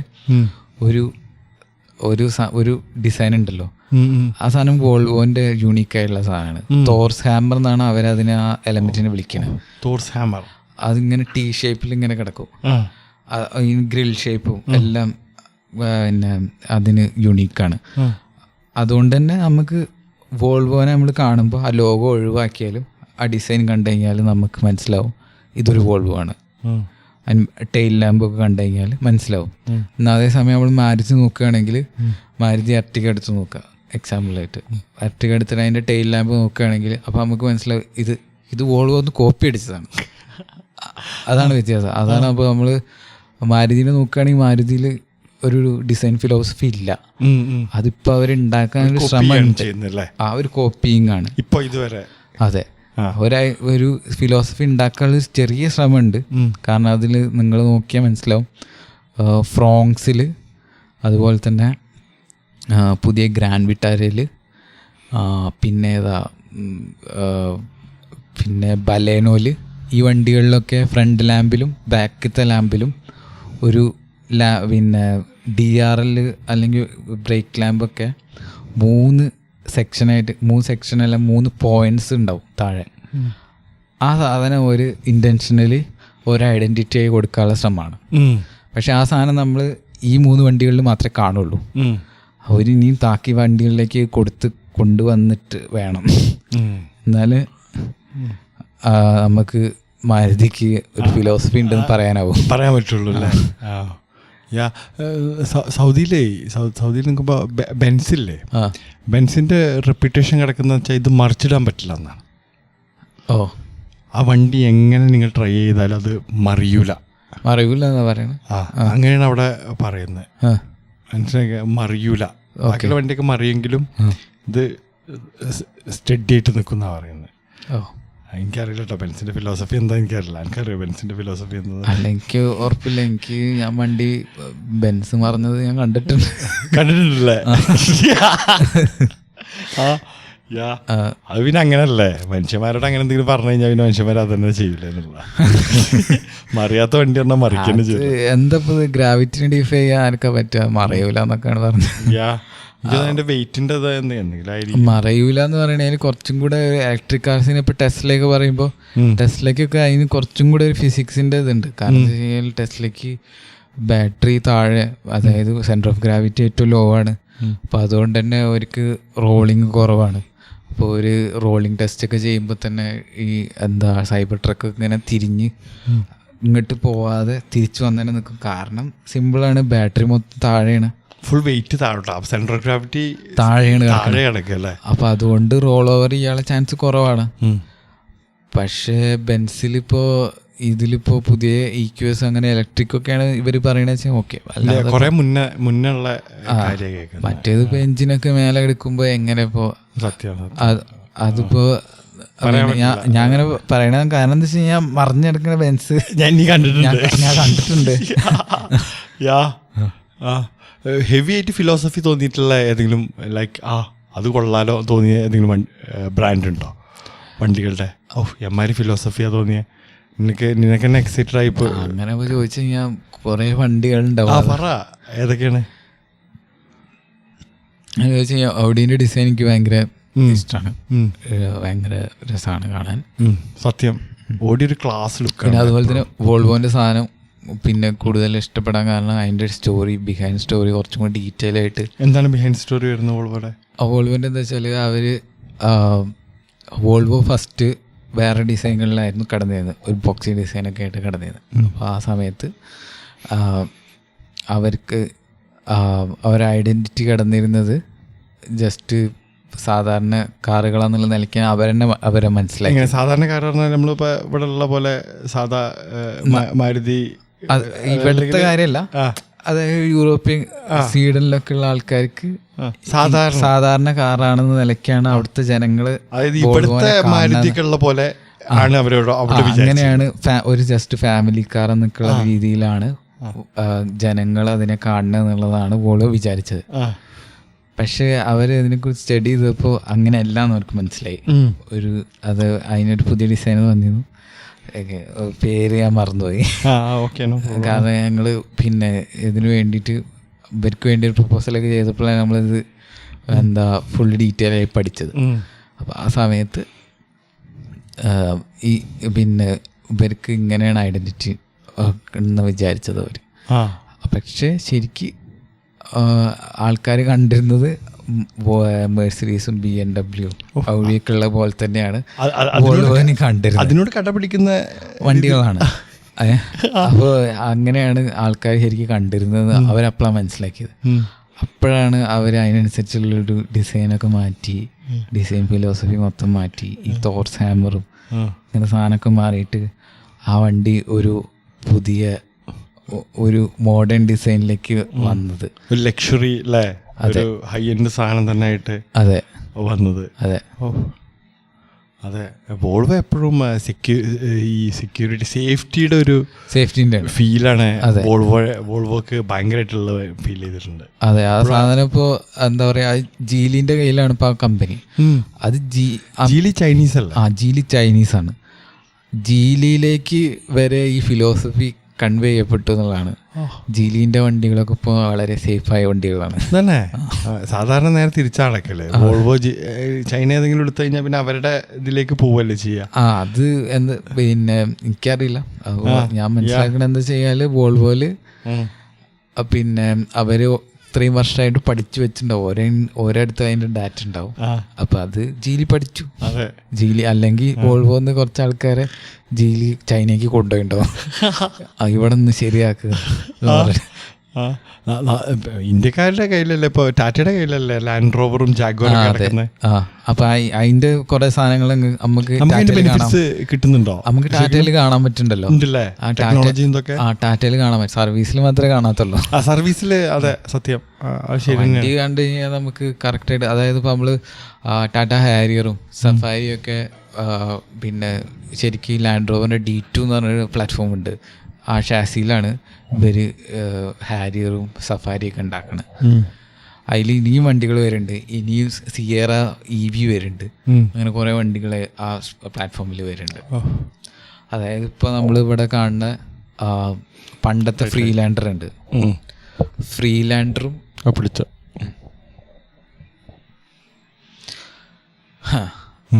അപ്പോൾ പണ്ടത്തെ ഫ്രീലാൻഡർ ഉണ്ട്, ഇപ്പോൾ ഈ വോക്ക് ഉണ്ട്.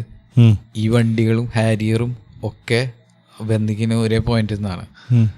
അപ്പോൾ ഹാരിയറുള്ളവർക്കൊക്കെ ഒരു അഭിമാനം പറയാം.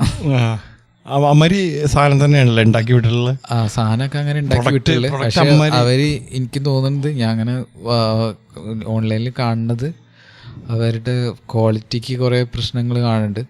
അപ്പോൾ അവർ ക്വാളിറ്റി അഷുറൻസ്, ക്വാളിറ്റീൻ്റെ സാധനത്തിൽ അവർ ടാറ്റയുടെ ഇലക്ട്രിക് വെഹിക്കിൾസിന് ഇപ്പം അടുത്ത് കുറേ കംപ്ലൈൻറ്റ്സ് വരുന്നുണ്ട്. ഇലക്ട്രിക്കൽ മാത്രമല്ല മറ്റേലും കംപ്ലൈൻറ്റുകൾ കുറേ ഉണ്ട്. അതാണ് പ്രശ്നം. അവരതൊക്കെ ഒന്ന് സോൾവ് ചെയ്യണം. സത്യം. അവർ QA ആണ് ഇമ്പ്രൂവ് ചെയ്യാറുള്ളൂ, ബാക്കിയെല്ലാം അടിപൊളിയാണ്. പിന്നെ സർവീസും ഇമ്പ്രൂവ് ചെയ്യണം, QAയും സർവീസും.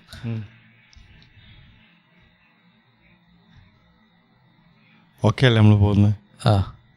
നിങ്ങൾ ചോദിക്കാൻ ഇതാക്കുന്നുണ്ടോ? ഇല്ല, എനിക്ക് എന്നോട് ചോദിക്കാനുള്ള ചോദ്യം, ഇപ്പോൾ എൻ്റെ ഈ ഇപ്പോൾ ഓടിച്ചില്ലേ, ഈ ഇതുവരെ ഇപ്പോൾ ഇങ്ങനൊരു കാർ എന്തൂസിയാസ്റ്റ് ആണല്ലോ ഇതുവരെ ഓടിച്ചില്ല, നിനക്ക് ഏറ്റവും മെമ്മറബിൾ ആയിട്ടുള്ള അല്ലെങ്കിൽ നീ ഏറ്റവും എൻജോയ് ചെയ്തിട്ടുള്ള കാറും ബൈക്ക് റൈഡും ഏത് ബൈക്കാണ് അല്ലെങ്കിൽ ഏത് കാറാണ് ഇതുവരെ ഓടിച്ചില്ല, ഏതാണ് എന്നുള്ളത് ഒന്ന് പറഞ്ഞേ. അങ്ങനെ ചോദിച്ചാൽ പിന്നെ ഏറ്റവും മെമ്മറബിളായ ബൈക്ക് റൈഡിൻ്റെ എക്സ്പീരിയൻസ് എന്ന് എങ്ങനെ വെച്ചാൽ, നമ്മൾ ഫസ്റ്റ് എൻ്റെ എൻസിൽ ഞാൻ ഒരു സോളോ റൈഡ് പോയി. അതെങ്ങനെ വെച്ചാൽ എൻ്റെ അരിയർ എക്സാം ഉണ്ടായിരുന്നു കോയമ്പത്തൂർ. അപ്പോൾ അത് ഒരു ദിവസമായിരുന്നു. അതിന് അപ്പോൾ കുറച്ച് ആ ടൈം ടേബിളൊക്കെ വന്നിട്ട് കുറച്ച് കഴിഞ്ഞപ്പോൾ എൻ്റെ ഫ്രണ്ട് വിളിച്ചു, രൂപക്ക് പറഞ്ഞിട്ട് വയനാട്ടിലത്തെ ഫ്രണ്ട് എന്നെ വിളിച്ചു. അവൻ പറഞ്ഞു ഓൻ്റെ കുറേ കാലത്തിന് ശേഷം വിളിക്കുന്നു, കുറേ കാലമായി ഓനെ കണ്ടിട്ടോ. അപ്പോൾ പെട്ടെന്ന് അവൻ എന്നെ വിളിച്ചിട്ട് പറഞ്ഞു ഓൻ്റെ കുടിയിരിക്കലുണ്ട്. അപ്പോൾ ആ ഡേറ്റ് പറഞ്ഞപ്പോൾ, അപ്പോൾ ഞാൻ അങ്ങനെയാണല്ലോ, എനിക്ക് ഡേറ്റ് ഒരു പറയുമ്പോൾ ഞാൻ റിയലൈസ് ചെയ്യില്ലത് രണ്ടും ഒരേ. അപ്പോൾ ഞാൻ നോക്കുമ്പോൾ ഓൻ്റെ പിന്നെ കുടിയിരിക്കൽ എൻ്റെ എക്സാമിന് തൊട്ട് മുമ്പത്തെ ദിവസമാണ്, രണ്ട് തൊട്ടടുത്തടുത്ത ദിവസങ്ങൾ. അപ്പോൾ പിന്നെ ഞാൻ തീരുമാനിച്ച് അപ്പോൾ പിന്നെ വയനാട് വഴി കോയമ്പത്തൂർക്ക് പോവുക. അങ്ങനെ ഒറ്റയ്ക്ക് ഇങ്ങനെ പോയി. അത് എന്നിട്ട് അതാണ് ഏറ്റവും മെമ്മറബിൾ. അത് കഴിഞ്ഞിട്ട് അതിലും വലിയ റൈഡൊക്കെ പോയിട്ടുണ്ടെങ്കിലും അതാണ് ഞാൻ ആദ്യമായിട്ട് ഒറ്റയ്ക്ക് പോയ ഒരു വലിയ റൈഡായിരുന്നു അത് മൊത്തത്തിൽ 500 കിലോമീറ്റർ ഉണ്ടായിരുന്നു. അപ്പോൾ അതുകൊണ്ടാണ് അത് ഒറ്റയ്ക്ക് പോയത്, ആദ്യമായിട്ട് ഒരു കുറേ ദൂരം പോയത്. വണ്ടി അനുസരിച്ച് പെർഫോമൻസും ചെയ്തോ? വണ്ടിക്ക് ഒരു കുഴപ്പമുണ്ടായിരുന്നില്ല. വണ്ടിക്ക് ഒരു കുഴപ്പമുണ്ടായിരുന്നില്ല. അപ്പോൾ വണ്ടിക്ക് പ്രശ്നം ഉണ്ടായിരുന്നത് തുടക്കകാലത്ത് കുറച്ച്. അപ്പോൾ അതെല്ലാം ഞങ്ങൾ സോൾവ് ചെയ്തല്ലോ. അപ്പോൾ അങ്ങനെ എപ്പോഴും പ്രശ്നം അതെ. അത് കഴിഞ്ഞിട്ട് പിന്നെ പ്രശ്നങ്ങൾ അങ്ങനെ തരുന്ന വണ്ടിയല്ലായിരുന്നു. പിന്നെ വല്ലപ്പോഴും എന്തെങ്കിലും ഒരു ചെറിയ പ്രശ്നം തരുന്നല്ലാതെ. കാറോ മെമ്മറബിൾ ആയിട്ടുള്ള ഏറ്റവും അങ്ങനെ ചോദിച്ചാൽ ഓടിച്ചതാണെങ്കിലും ഏറ്റവും അതായത് എനിക്ക് ആ ഫീല് കിട്ടുമല്ലോ. ഇപ്പോൾ കാറാണെങ്കിലും ഇപ്പോൾ ചില കാറൊക്കെ ഓടിക്കുമ്പോൾ എനിക്കും കിട്ടിയിട്ടുണ്ട്. എനിക്ക് തോന്നുന്നത് സൗദിയിൽ നിന്ന് എൻ്റെ friend Sanal, shout out Sanal, അവൻ്റെ മറ്റേ നിസാൻ്റെ അവരുടെ സ്പോർട്ടി ആയിട്ടൊരു സാധനം ഏതാണ്, മസ്ദയാണത്, ഇൻഫിനിറ്റിൻ്റെ മറ്റേ നിസാൻ്റെ എന്താണ് ഒരു സ്പോർട്ടി സാധനം ഉണ്ടല്ലോ, നിസാൻ 350Z GTR അല്ല, എന്താണ് നിസാൻ അൾട്ടിമ സാധാ വണ്ടിയല്ലേ? അൾട്ടിമയാണോ? ഏതാണ്? അതായത് ഭയങ്കര എന്താണ് പെട്രോൾ സ്പോർട്ടി ആയിട്ടുള്ള സാധനമാണ് അത്. എന്താണ് ഓടിച്ചപ്പോഴാണ് എനിക്ക് എന്താണിത്, അതായത് നമ്മൾ അവിടെ ഓടിക്കുമ്പോൾ 140 പോകുമ്പോഴും നമ്മൾ കംഫർട്ടബിളാണ്. വണ്ടി ഇങ്ങനെ അതില്ല, നമ്മൾ ആ സ്പീഡിലാണ് പോണത്. എനിക്ക് അപ്പോഴാണ് എന്താണ് ഓടിക്കുന്നത്. അങ്ങനെ ഇപ്പോൾ ഏറ്റവും അങ്ങനെ ആണെങ്കിൽ ആ ഒരു രീതിക്കാണെങ്കിൽ ഏറ്റവും അടിപൊളിയായിട്ട് ഓടിച്ചത് GLC ആണ്. മെഴ്സീഡീസ് GLC ആണ് ഓടിച്ചത്. വേറെ വണ്ടിയൊന്നും അങ്ങനെ അതിലും വേലക്ക് ഞാൻ ഓടിച്ചിട്ടില്ല, കിട്ടിയിട്ടില്ല. അല്ലാതെ ഇപ്പോൾ മെമ്മോറബിൾ ആണോ ചോദിച്ചു കഴിഞ്ഞാൽ മെമ്മോറബിൾ ആയ സാധനം 800 അയച്ചിട്ടാണ്. മാരുതി 800. മാരുതി 800 ക്ലാസിക് സാറല്ലേ. ഞങ്ങളെ പഴയ 800. പിന്നെ അന്ന് ഞാൻ +2 പഠിക്കുന്ന സമയത്ത് ശനിയാഴ്ച അച്ഛൻ ഇവിടെ പോവും, അച്ഛൻ ബാങ്കിൽ പോവും, അമ്മ സ്കൂളിൽ പോവും. ഏട്ടൻ ഉണ്ടായിരുന്നില്ല, ഏട്ടൻ കോളേജിലായിരുന്നു. അപ്പോൾ ഞാൻ ആ കാറെടുത്ത് പോയി. എനിക്ക് ലൈസൻസ് ഒന്നുമില്ല. അപ്പോൾ ഞാനും +2 ചെക്കന്മാരെല്ലാവരും കൂടെ പോയിരുന്നു. എങ്ങോട്ട്? ഞങ്ങൾ പെരിന്തമണ്ണയ്ക്ക് ബാസ്കറ്റ് ഓഫീസിൽ പോയി. അന്നെനിക്ക് ശരിക്കും വണ്ടി ഓടിക്കാൻ അത്ര അറിയൊന്നുമില്ല. ജസ്റ്റ് ധൈര്യത്തിലെടുത്ത് പോയി. ധൈര്യത്തിലെടുത്ത് പോയി. അങ്ങനെ ആ ധൈര്യത്തുമ്മൽ തന്നെയാണ് പിന്നെ ഞാൻ വണ്ടി പഠിച്ചത്. അങ്ങനെ എടുത്തു പോയി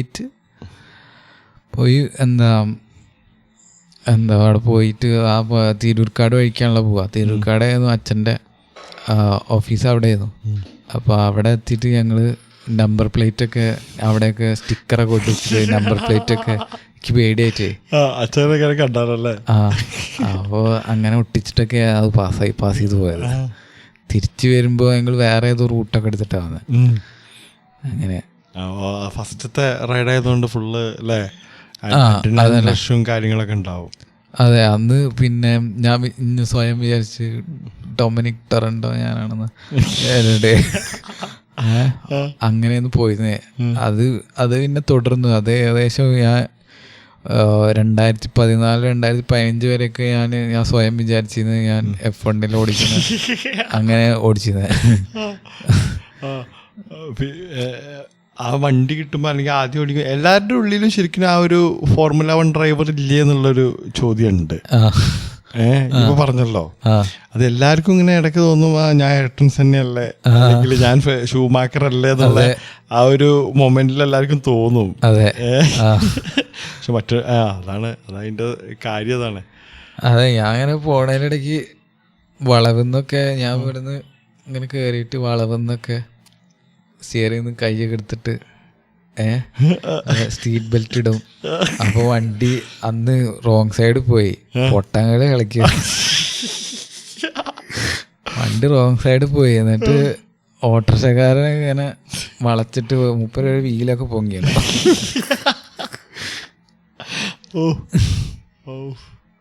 അതെ, വണ്ടികള് എന്താ പറയാ, എപ്പോഴാണ് എപ്പോഴെങ്കിലും ഇങ്ങനെ വണ്ടടിച്ച് തന്നിട്ടുള്ളൂ ചില വണ്ടിയൊക്കെ കണ്ടിട്ടോ അല്ലെങ്കിൽ ഇതായിട്ടോ? അറിയാം എന്താണ് ആ വണ്ടി. എനിക്ക് എപ്പോഴും ക്ലാസിക് വണ്ടികളോടാണ് ആ ഒരു ഭ്രമം തോന്നാറ്. അങ്ങനെ ഉണ്ടെങ്കിൽ ഞങ്ങള് കോളേജ് പഠിക്കുമ്പോൾ ഞങ്ങൾ ഒരു പ്രാവശ്യം വാലി റണ്ണിന് പോയിരുന്നു. വാലി റൺ എന്ന് പറഞ്ഞു കഴിഞ്ഞാൽ ഇന്ത്യയിലെ ഒരു വലിയ ട്രാക്ക് റേസ് ഇവന്റ് ആണ്. അപ്പോൾ അതിന് വേണ്ടിയിട്ട് ഞങ്ങള് പൂനെക്ക് പോയി. ഞങ്ങളുടെ അടുത്ത് ആകെ 3000 ഉണ്ടായിരുന്നുള്ളൂ. ഞങ്ങൾ 2 ആള്. ഞങ്ങൾ നേരത്തെ പറഞ്ഞില്ലേ ഷഫീന്, ഞങ്ങൾ 2 ആളും കൂടെ പോയത്. റേസർ ഷഫീന്, ഞങ്ങൾ 2 ആളും കൂടെ പോയത്. ഞങ്ങൾ പോയിട്ട് അവിടെ ആണ് ആദ്യമായിട്ട് കുറെ സൂപ്പർ കാറും സൂപ്പർ ബൈക്കും ഇവന്റ്സ് ആണല്ലേ. ഇന്ത്യയിലൊക്കെ കുറെ ഇവന്റ്സ് നടക്കുന്നുണ്ട്, അങ്ങനെ സൂപ്പർ കാറുകളും കുറെ ഇവന്റ് നടക്കുന്നുണ്ടല്ലേ. ഈ കുറെ ഇവന്റ്സ് പങ്കെടുത്തിട്ടുണ്ട്? ഇല്ല, ഞാൻ ഈ ഇവന്റിന് പോയിട്ടുള്ളൂ. അതെങ്ങനെ ഉണ്ടായിരുന്നു എക്സ്പീരിയൻസ്? എങ്ങനെ? അതാണ് ഏറ്റവും മെമ്മോറബിൾ എക്സ്പീരിയൻസ് ആണ്. ഒന്ന് പറ അതിനെ പറ്റി. ഞങ്ങളവിടെ എത്തിയിട്ട് ഞാൻ ആദ്യമായിട്ട് എനിക്ക് ലൈഫിൽ ഏറ്റവും കാണാൻ ആഗ്രഹം ഉണ്ടായിരുന്നൊരു വണ്ടിയായിരുന്നു GTR. അവിടെ നിന്ന് കണ്ടു, തൊട്ടു.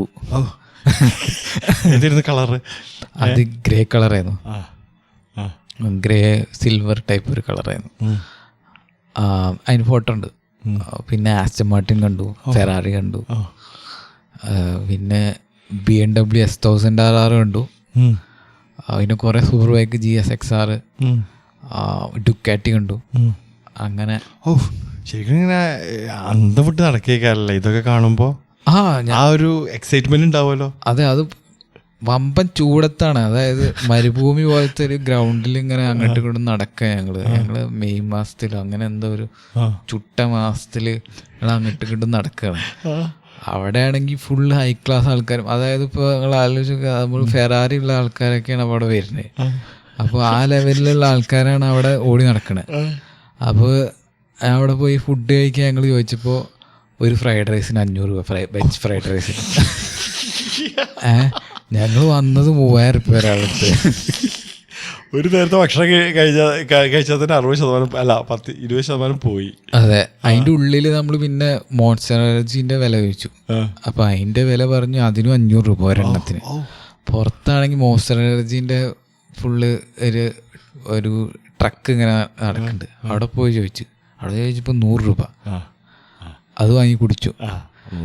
അത് വാങ്ങി കുടിച്ച് ആ ദിവസം മൊത്തം പിന്നെ ഞങ്ങൾക്ക് ഫുഡ് കഴിച്ചിട്ടില്ല.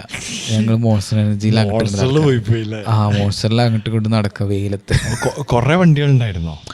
കണ്ടമാനം വണ്ടി ഉണ്ടായിരുന്നു. ഫസ്റ്റ് ഡേ എന്ന് പറയാൻ, ഫസ്റ്റ് ഡേ ശരിക്ക് കുറച്ച് ബോറിംഗ് ആയിരുന്നു. ഫസ്റ്റ് ഡേ ആകെ മൊത്തം 2 സ്ട്രോക്ക് വണ്ടികൾ മാത്രമായിരുന്നു റേസ്. 2 സ്ട്രോക്ക് RX100 റേസാണ്, അതായത് ഡ്രാഗ് റേസ് ആണ്. അപ്പോൾ ഡ്രാഗ് റേസ് പറഞ്ഞാല് ഡ്രാഗ് റേസ് പറഞ്ഞാൽ 2 വണ്ടികൾ നിന്നിട്ട്. അതെ, ഡ്രാഗ് റേസ് പറഞ്ഞു കഴിഞ്ഞാൽ ഒരു ക്വാർട്ടർ മൈൽ എന്ന് പറഞ്ഞപ്പോൾ എത്ര ഉണ്ടാവും, കിലോമീറ്ററിൽ എത്ര ഉണ്ടാവും? ക്വാർട്ടർ മൈൽ എന്ന് പറയുമ്പോൾ ഇപ്പോൾ 1 മൈൽ എന്ന് പറഞ്ഞാൽ ഇപ്പോൾ ഒരു 1/2 കിലോമീറ്റർ അല്ലേ? അങ്ങനെ കൂട്ടി ഏകദേശം സുമാറ്. അല്ല, ഒരു മൈൽ എന്ന് പറഞ്ഞാൽ 1.6 കിലോമീറ്റേഴ്സ് ആണ്. അതെ, 1.6 ആണ്. അതനുസരിച്ച് അപ്പോൾ ക്വാർട്ടർ മൈലാണ് ഒരു ഇത് വരിക. അപ്പോൾ എന്താ വെച്ചാൽ അത് അവിടെ ഒരു എയർ സ്ട്രിപ്പാണ്. അത് ലോണാവല പറഞ്ഞ സ്ഥലമാണ്. അവിടെ ഒരു എയർ സ്ട്രിപ്പ് ഉണ്ട്, ഒരു റിസോർട്ടുണ്ട്. റിസോർട്ടിലൊരു എയർ സ്ട്രിപ്പ് ഉണ്ട്. ആ എയർ സ്ട്രിപ്പിലാണ് ഡ്രാഗ് റേസ് നടത്തുന്നത്. ഫസ്റ്റ് ഡേ മൊത്തം 2 സ്ട്രോക്ക് വണ്ടികളുടെ റേസാണ്. അപ്പോൾ അവിടെ RX100 തൊട്ട് ഇങ്ങനെ തുടങ്ങിയിട്ട് അങ്ങനത്തെ റേസാണ്. അതാണെങ്കിൽ കണ്ടാൽ തന്നെ കുറച്ച് പേടിയാവും, ഭയങ്കര സൗണ്ടും. എന്നിട്ട് ഇവര് പല ആൾക്കാർക്കും ഗിയേഴ്സ് പിന്നെ ഇങ്ങനെ വളരെ ലിമിറ്റഡ് ഗിയേഴ്സൊക്കെ ആയിട്ട്, എന്നിട്ട് ഇങ്ങോട്ട് കിടക്കും, കാലൊക്കെ നീട്ടി കിടക്കും. അങ്ങനെയാണ് ഒരു പോവുക. കാല് ബാക്കിക്ക് നീട്ടിയിട്ട് അതിന് മേലെ ഇങ്ങനെ കിടക്കും. സൂപ്പർമാൻ കിടക്കൂലേ, അതുപോലെ കിടന്നിട്ടാണ് ഒരു ഫസ്റ്റ് സെക്കൻഡ് ഗിയർ അങ്ങനെ കുറച്ച് ഒരു ടോപ്പ് ഗിയറിൽ എത്തിക്കഴിഞ്ഞാൽ പിന്നെ അങ്ങനെ കിടക്കും. അങ്ങനെയാണ് ഏറ്റവും കൂടുതൽ എയറോഡൈനാമിക് ആവാൻ വേണ്ടി. ഇങ്ങനെ നിൽക്കുന്നത് മാത്രമല്ല, കാല് ബാക്കിക്ക് നീട്ടും, എന്നിട്ട് കിടക്കും. അതായത് പിന്നെ ഹെഡ് ടക്കിങ് ചെയ്യൽ മാത്രമല്ല, കാല് ബാക്കിക്ക് നീട്ടും. കാലിങ്ങനെ ബാക്കിക്ക് നീട്ടും. അപ്പോഴാണ് ഫുൾ നല്ല എയറോഡൈനാമിക്സ് വരുന്നത്. അതെ, അങ്ങനെയാണ് അവർ പോയത്. അത് ഭയങ്കര ഒരു സ്കെയറി ആയ ഒരു സാധനമാണ് കാണുക. അതാണെങ്കിൽ ഒരു ദിവസം മൊത്തം ഭയങ്കര സൗണ്ട്. 2 സ്ട്രോക്ക് അല്ലെങ്കിൽ നല്ല സൗണ്ടാണ്. അത് കൂടാതെ ട്യൂൺഡായിട്ട് ഇവര് എക്സോസ്റ്റ് എല്ലാം ഇതാക്കിയിട്ട് കുറച്ചും കൂടി പവർ കൂട്ടില്ലേ. അത് ഒച്ചപ്പാടും ബഹളവുമായിട്ടാണ് അവർ പോവുക. അത് കഴിഞ്ഞിട്ടാണ് പിറ്റേ ദിവസമാണ് സൂപ്പർ ബൈക്കിലേക്കും സൂപ്പർ കാറിലേക്കും. അതാണ് S1000R ഉണ്ടായിരുന്നു, GSX-R ഉണ്ടായിരുന്നു, പിന്നെ ഡുക്കാറ്റി പാനിഗാല ഉണ്ടായിരുന്നു, പിന്നെ ഏതായിരുന്നു, എല്ലാം ക്വാർട്ടർ മൈൽ ഒരേ സ്ട്രിപ്പിലാണ് ഇതെല്ലാം നടത്തണം. 2 പേര് ഒരു ടൈമിൽ ഉണ്ടാവുള്ളൂ അല്ലേ? 2 പേരാണ് ഒരു ടൈമിൽ ഉണ്ടാവുക. അത് കാറ്റഗറൈസ് ചെയ്തിട്ടുണ്ടാവും. 100cc 200cc അങ്ങനെ പറഞ്ഞിട്ട് ഇങ്ങനെ കാറ്റഗറൈസ് ചെയ്തിട്ടുണ്ടാവും. അങ്ങനെ സ്റ്റാർട്ടിങ് ടൈം ആയിരിക്കുമല്ലേ, ടൈമിംഗ് ആയിരിക്കും. അതുണ്ട്, ടൈമിംഗ് ആണ്. അതായത് ഇപ്പോൾ തുടക്കത്തിലെ ടൈമിങ്ങും കറക്റ്റ് ടൈമിൽ ഷിഫ്റ്റിങ്ങും, പിന്നെ അത് കൂടാതെ വണ്ടി എത്രത്തോളം കേപ്പബിൾ ആണെന്നുള്ളതും അതിൽ ഫാക്ടറാണ്. ചില ഡ്രൈവേഴ്സൊക്കെ പറഞ്ഞിട്ടുണ്ട്, അതായത് വണ്ടിയും അതായത് അവരാ വണ്ടിയുടെ ഒരു ഭാഗമായി മാറുന്ന. സെന്നയുടെ ഒക്കെ ഒരു സ്റ്റേറ്റ്മെന്റ് അങ്ങനെയാണ്. അതായത് റേസ് ചെയ്യുമ്പോൾ ആ ഒരു സ്വീറ്റ് സ്പോട്ട് എന്ന് പറയുന്നത്, അതായത് പെർഫെക്റ്റ് ലാപ്പൊക്കെ ചെയ്യുമ്പോൾ മൂപ്പരും വണ്ടി ഒന്നായിട്ടാണ് നിൽക്കുന്നത്. അത്രയും ജെല്ലായിട്ടാണ് നിൽക്കുന്നത്. അതേമാതിരി തന്നെ ആയിരിക്കില്ല ഈ ഗിയർ ഷിഫ്റ്റ് ഒക്കെ. അതെ, അതൊക്കെ അത്രയും ചെറിയ മൈക്രോ സെക്കൻഡിൽ വരുന്ന മാറ്റങ്ങളല്ലേ, അതൊക്കെ ഡിസൈഡ് ചെയ്യുക. അതെ, ആ കറക്റ്റ് RPM ഷിഫ്റ്റ് ചെയ്താൽ മാത്രമേ കറക്റ്റ് ആക്സിലറേഷൻ കിട്ടുള്ളൂ. അതല്ലെങ്കിൽ അതിനപ്പുറത്തേക്ക് ഫ്ലാറ്റ് ആയിരിക്കും. ആ സമയം അത്രയും സെക്കൻഡ്സ് പോവും, നഷ്ടപ്പെടും. ഇപ്പോഴാണ് ഓർമ്മ വന്നു സനലിൻ്റെ മാക്സിമ കേട്ടോ. നിസാനിൻ്റെ മാക്സിമ അടിപൊളി വണ്ടിയാണ്. ഈ ഷിഫ്റ്റ് ചെയ്യുന്ന ഇപ്പം അടുത്ത് ഞാൻ ഇപ്പം അതാ ഞാൻ ആലോചിച്ചത്. അതായത് ഒരു പോർഷൻ ഒരു നിസാന് പൊട്ടിക്കുന്ന ഒരു വീഡിയോ കണ്ടിരുന്നു ഇപ്പം അടുത്ത്. ഒരു ഭയങ്കര ക്ലാസിക്കാണ്, പഴയ കാലത്തുള്ള ഈ 1-on-1 റേസിലിട്ട് ഇതേമാതിരി പൊട്ടിക്കുന്ന ഒരു ഇത് കണ്ടിരുന്നു. അത് അങ്ങനെ സിമ്പിളായിട്ട് പൊട്ടിക്കാൻ പറ്റില്ല. അവര് നിസാൻ ഏതാ വണ്ടി ഇതന്നെ ആയിരിക്കും, മാക്സിമം ഏതെങ്കിലും ആയിരിക്കും. അതെന്താ വെച്ചാല് ഇവർക്കും ട്യൂൺ ചെയ്തിട്ടും മാപ്പ് ചെയ്തിട്ടും എല്ലാ സാധനങ്ങളും മാറ്റിയിട്ടും GTR-നേക്കാളും ഒക്കെ പവർ ഉണ്ടാക്കാൻ പറ്റും. അപ്പൊ അങ്ങനെ കേപ്പബിൾ ആയ എഞ്ചിനാണെങ്കിൽ അത് അപ്ഗ്രേഡ് ചെയ്യാം. അതായത് ഇപ്പോൾ ഞാൻ നേരത്തെ പറഞ്ഞില്ല, നമ്മളിപ്പോൾ കോളേജത്തെ പരിപാടിക്ക് ബോർ ചെയ്തിട്ട് കപ്പാസിറ്റി കൂട്ടാം. അതുപോലെ തന്നെ നമുക്ക് റീമാപ്പ് ചെയ്യാം, എക്സോസ്റ്റ് മാറ്റാം, ടെർബോ മാറ്റാം, ഇൻടേക്ക് മാറ്റാം. ഇതെല്ലാം മാറ്റിയിട്ട് പവർ കൂടുതൽ പ്രൊഡ്യൂസ് ചെയ്യാം. അതെല്ലാം ആ ചെയ്യുന്ന ആള്, അതായത് ആ മെക്കാനിക്കിന്റെ കഴിവ് പോലെ. പിന്നെ ജിത്തിൻ എന്ന് പറഞ്ഞാൽ ക്രേസി ആയിട്ട് ഡ്രൈവ് ചെയ്യുന്ന ആൾക്കാർ. ജിത്തിൻ എന്ന് പറഞ്ഞിട്ടുള്ള നമ്മളെ ആശാൻ എന്ന് പറയും. പിന്നെ സനലിൻ്റെ അടുത്ത് മാക്സിമയാണ്, നിസാൻ മാക്സിമ. അപ്പോൾ ഇവന് സ്പീഡിൽ ഇങ്ങനെ പോകുമ്പോൾ ഞാൻ പറയും ഇവനോട്, സനലൊന്ന് പതുക്കെ പോ, ഇങ്ങനെ പേടിയാവും, മുന്നിലിരിക്കല്ലേ നമ്മൾ. പക്ഷെ ഓനൊരു പ്രാവശ്യം എന്നാ ഓടിച്ചോ എന്ന് പറഞ്ഞിട്ട് എനിക്ക് സ്റ്റിയറിങ് തരാണ്. എൻ്റെ മോനെ ഞാനിങ്ങനെ ഓടിക്കുമ്പോൾ 120-140 ആവുമ്പോഴും നമ്മൾ അറിയുന്നില്ല. ആ 140 നമ്മളപ്പോഴും അത്ര കംഫർട്ടിലാണ് നിൽക്കുന്നത്. അപ്പോഴാണ് മോനെ നോക്കെ സ്പീഡ് നോക്കിയിട്ട് അവൻ കാണിച്ചിട്ട് അയ്യോ അത്രയും കംഫർട്ടബിൾ ആയിട്ടാണ് ആ വണ്ടി പോകുന്നത്. ഞെട്ടാണ്.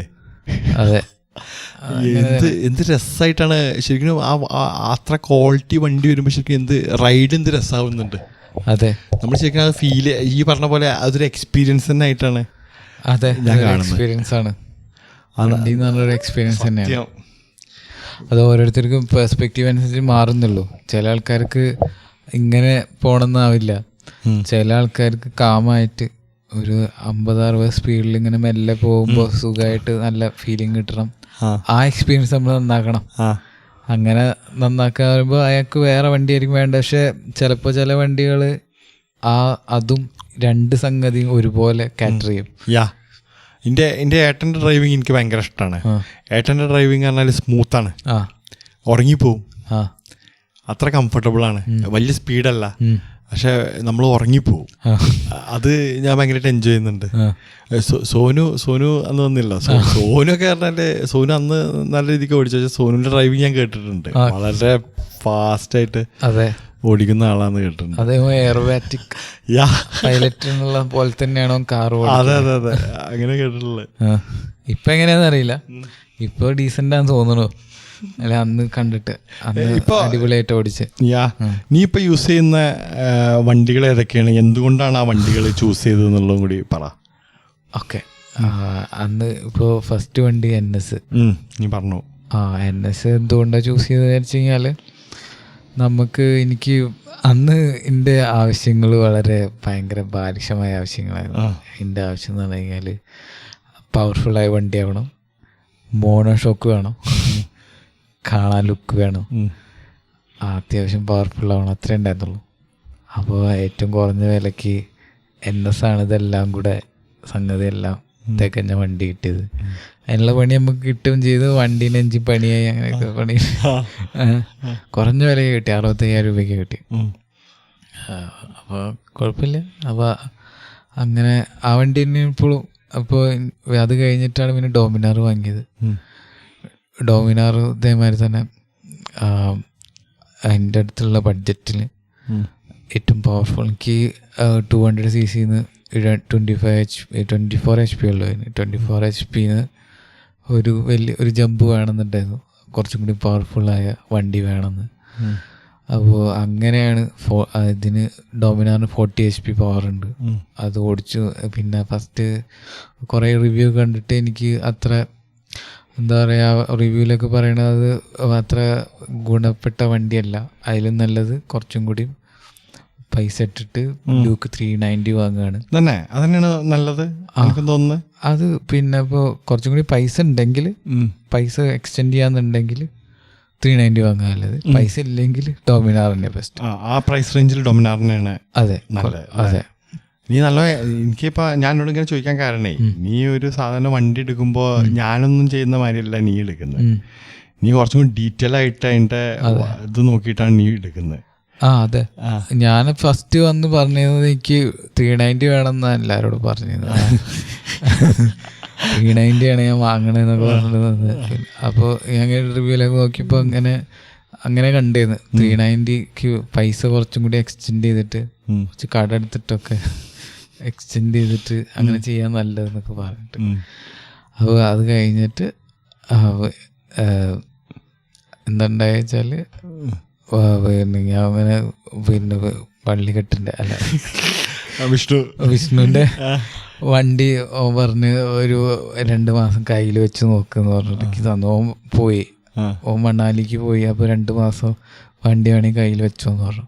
അപ്പോൾ വണ്ടി കയ്യിൽ വെച്ചിട്ട് ഞാൻ 2 മാസം ഓടിച്ചു നോക്കി. അപ്പോൾ എനിക്ക് വളരെ ഇഷ്ടപ്പെട്ടു. അപ്പോൾ എന്താ വെച്ചാൽ ഓൻ്റെ വണ്ടി പഴയ മോഡലാണ്, 35 HP ഉള്ളൂ, പവർ കുറഞ്ഞ മോഡലാണ്. സ്റ്റിൽ എനിക്കത് ഭയങ്കര ഇഷ്ടപ്പെട്ടു.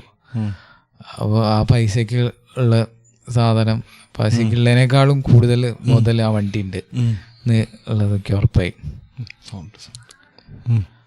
അപ്പോൾ അത് കഴിഞ്ഞിട്ട് പിന്നെ ഞാൻ KVR പോയിട്ട് ആ വണ്ടി, പുതിയ വണ്ടി കുറച്ചും കൂടി പവർ കൂടുതലാണ്, 45 HP ഉണ്ട്. അപ്പോൾ അതെടുത്ത് ഓടിച്ചു നോക്കി. എത്ര CC ആണ്? 400 CC, 373 CC ഉള്ളൂ. 400 CC എന്നാണ് ഒരു മാർക്കറ്റിന്. അത് 40 HP. പിന്നെ നമ്മളെ റോഡിന് ശരിക്കും 40 HP അത്യാവശ്യം നല്ല പവറാണ്. അപ്പോൾ അത് ഓടിച്ചു നോക്കി, എനിക്ക് വളരെ ഇഷ്ടപ്പെട്ടു.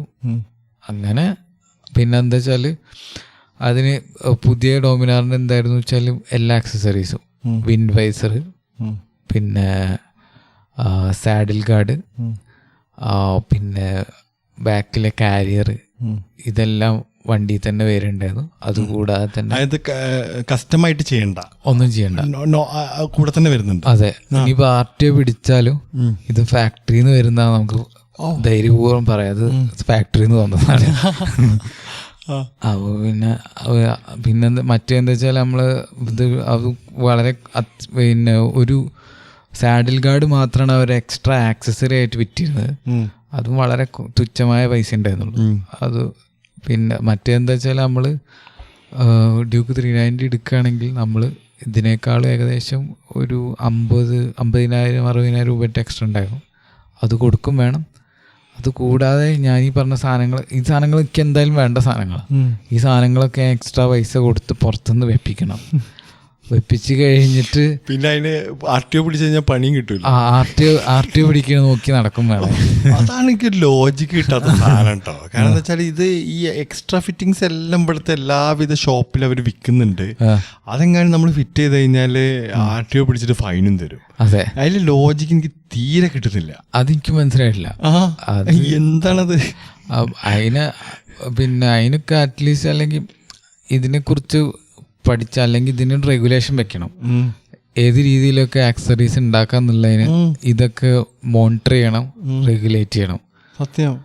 എന്നിട്ട് സാധനം ഇറക്കാൻ സമ്മതിക്കണം. അല്ലാതെ എന്തെങ്കിലുമൊക്കെ എല്ലാ സാധനവും ഇറക്കാൻ സമ്മതിച്ചിട്ട് പിന്നെ അത് വാങ്ങി വെച്ചവർക്ക് പ്രശ്നം വരാൻ പണി കൊടുക്കുകയും ചെയ്യുക. അത് എന്നിട്ട് RTO ചെക്ക് ചെയ്തോട്ടെ ഇത് ഈ സ്റ്റാൻഡേർഡ്സ് പാലിക്കുന്ന ആക്സസറീസ് ആണോ എന്നവർ നോക്കിക്കോട്ടെ.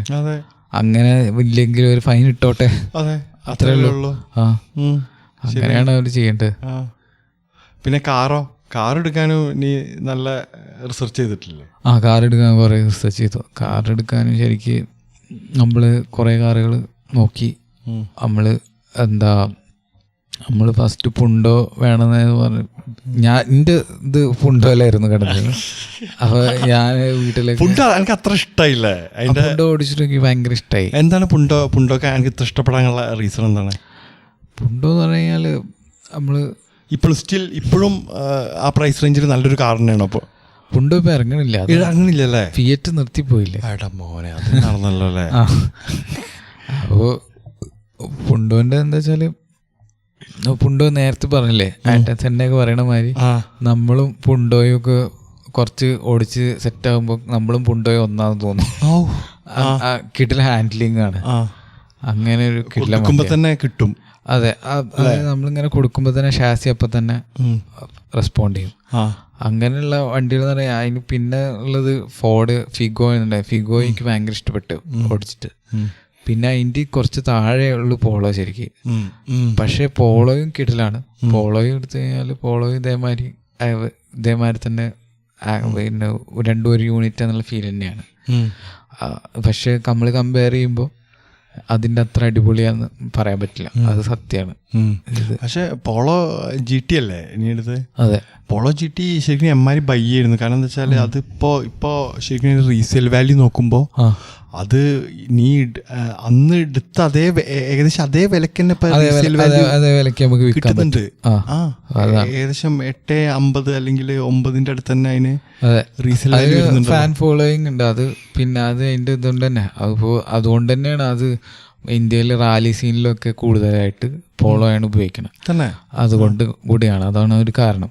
അതായത് അപ്പോൾ നമ്മൾ അതിന് ഷാസി കിട്ടില്ല, ഷാസിയാണ്.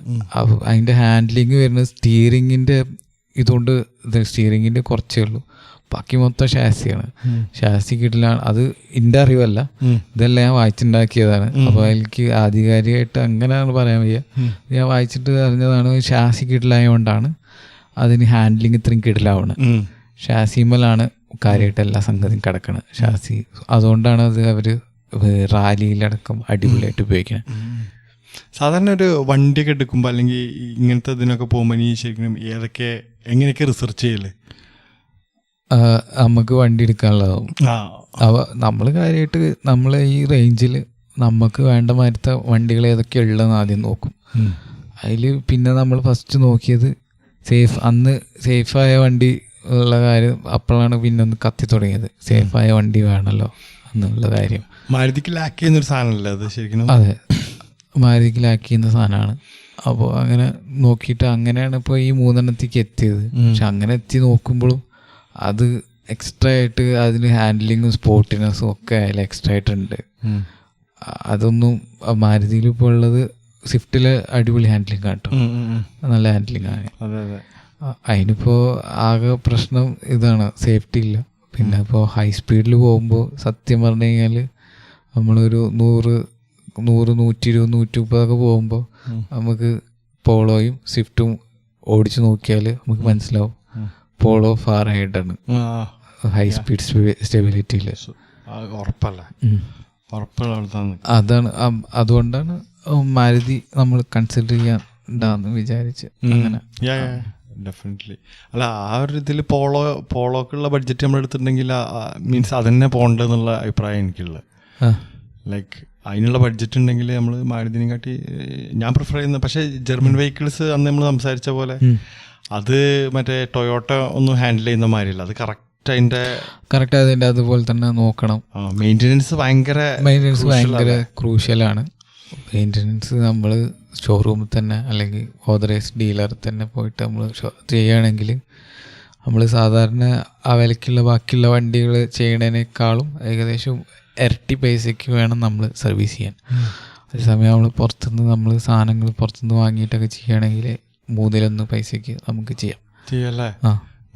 പിന്നെ ഇപ്പോൾ കുറേ ആൾക്കാർ ചെയ്യുന്നുണ്ട് ശരിക്കും.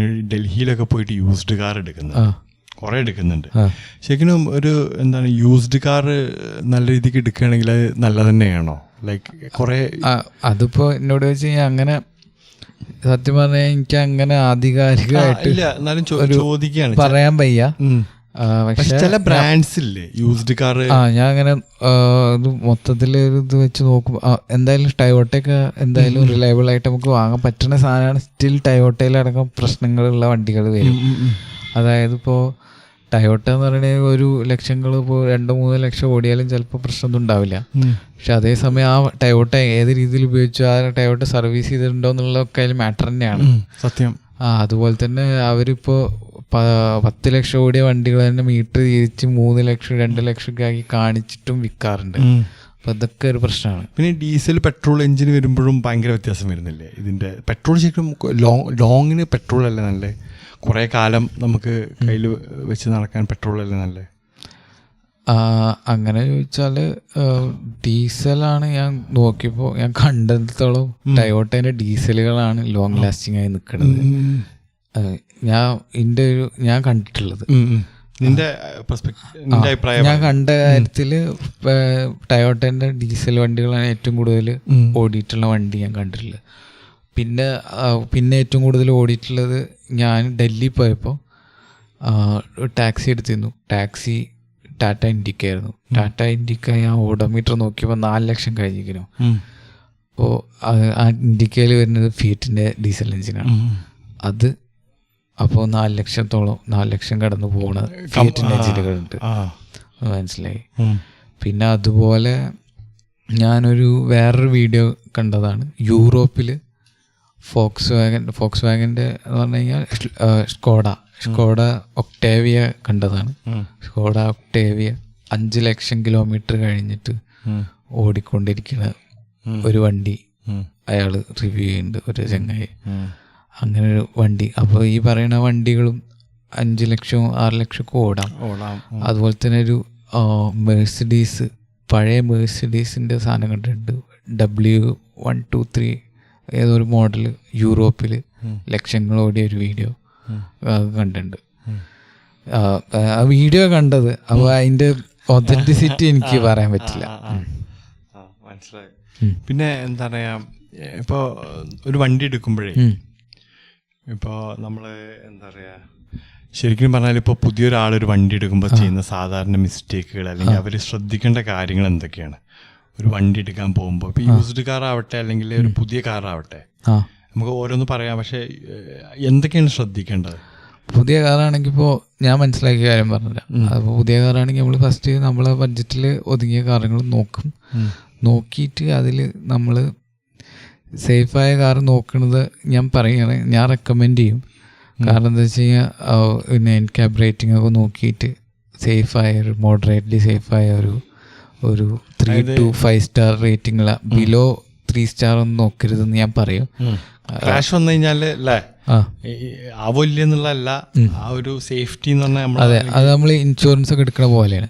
ഇൻഷുറൻസ് ഒക്കെ നമ്മൾ ടേം ഇൻഷുറൻസോ ലൈഫ് ഇൻഷുറൻസോ ഒക്കെ എടുക്കണം എന്ന് വെച്ച് കഴിഞ്ഞാൽ എന്തെങ്കിലും പ്രശ്നം വന്നു കഴിഞ്ഞാൽ ആ ഇൻഷുറൻസ് നമുക്ക് ഉപകാരപ്പെടും എന്നുള്ളതാണ്. അതുപോലെ തന്നെ നമ്മൾ സേവിങ്സ് എടുത്ത് വയ്ക്കുന്നതൊക്കെ എന്തുകൊണ്ട് വെച്ച് കഴിഞ്ഞാൽ ഭാവിയിൽ എന്തെങ്കിലും ഒരു പ്രശ്നം വന്നു കഴിഞ്ഞാൽ നമുക്ക് എടുക്കാൻ വേണ്ടിയിട്ടാണ് അത്.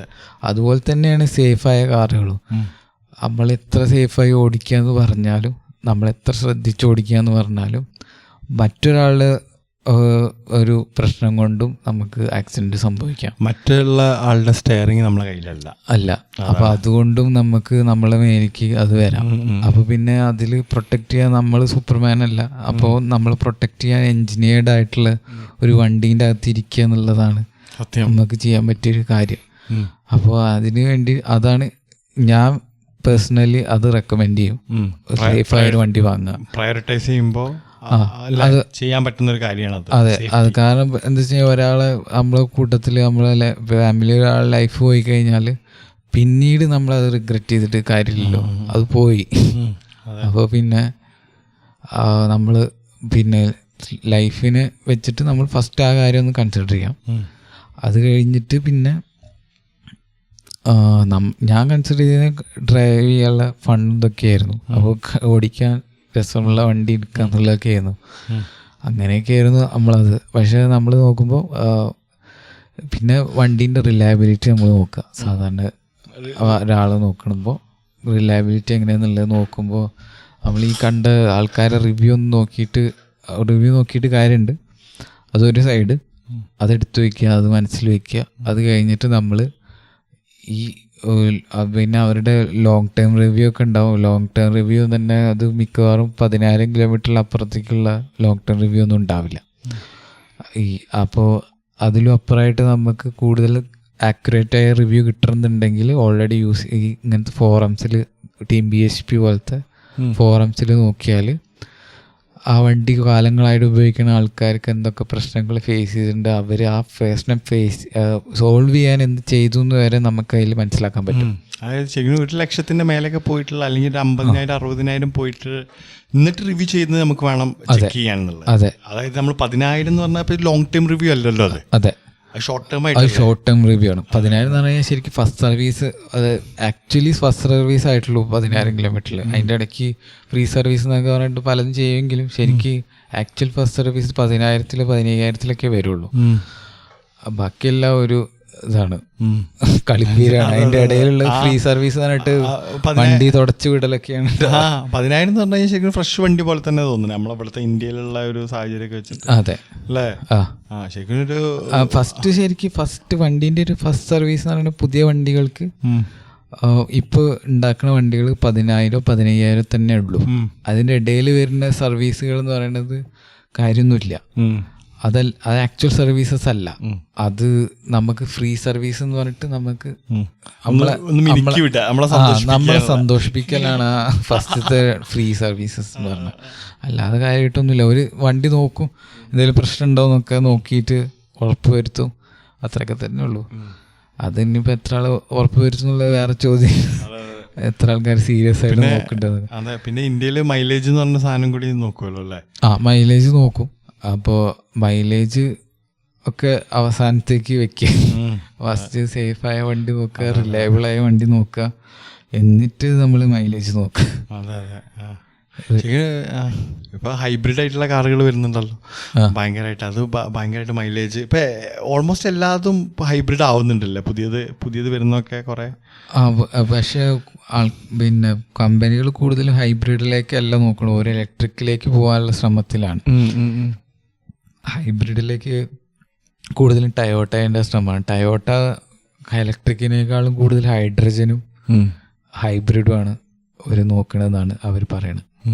കാരണം അവർ അതിൻ്റെ സ്റ്റാറ്റിസ്റ്റിക്സ് ഒക്കെ അവർ പറയുന്നുണ്ട്. അവർ പിന്നെ എൻവയോൺമെൻറ്റിന് ഗുണം ഇത് രണ്ടെണ്ണം ആവും എന്നൊക്കെയാണ് അവർ പറയണത്. പിന്നെന്തൊക്കെ ചെക്ക് ചെയ്യണം ഒരാള്? ഇപ്പൊ യൂസ്ഡ് കാർ പോട്ടെ, ഇപ്പൊ ഈ ഇത് പറഞ്ഞു, പിന്നെ വേറെ എന്തൊക്കെ ചെക്ക് ചെയ്യണം ഒരാളൊരു വണ്ടി എടുക്കുമ്പോ? വേറെ ഇപ്പോ ഇക്കാര്യങ്ങളൊക്കെ നോക്കാം.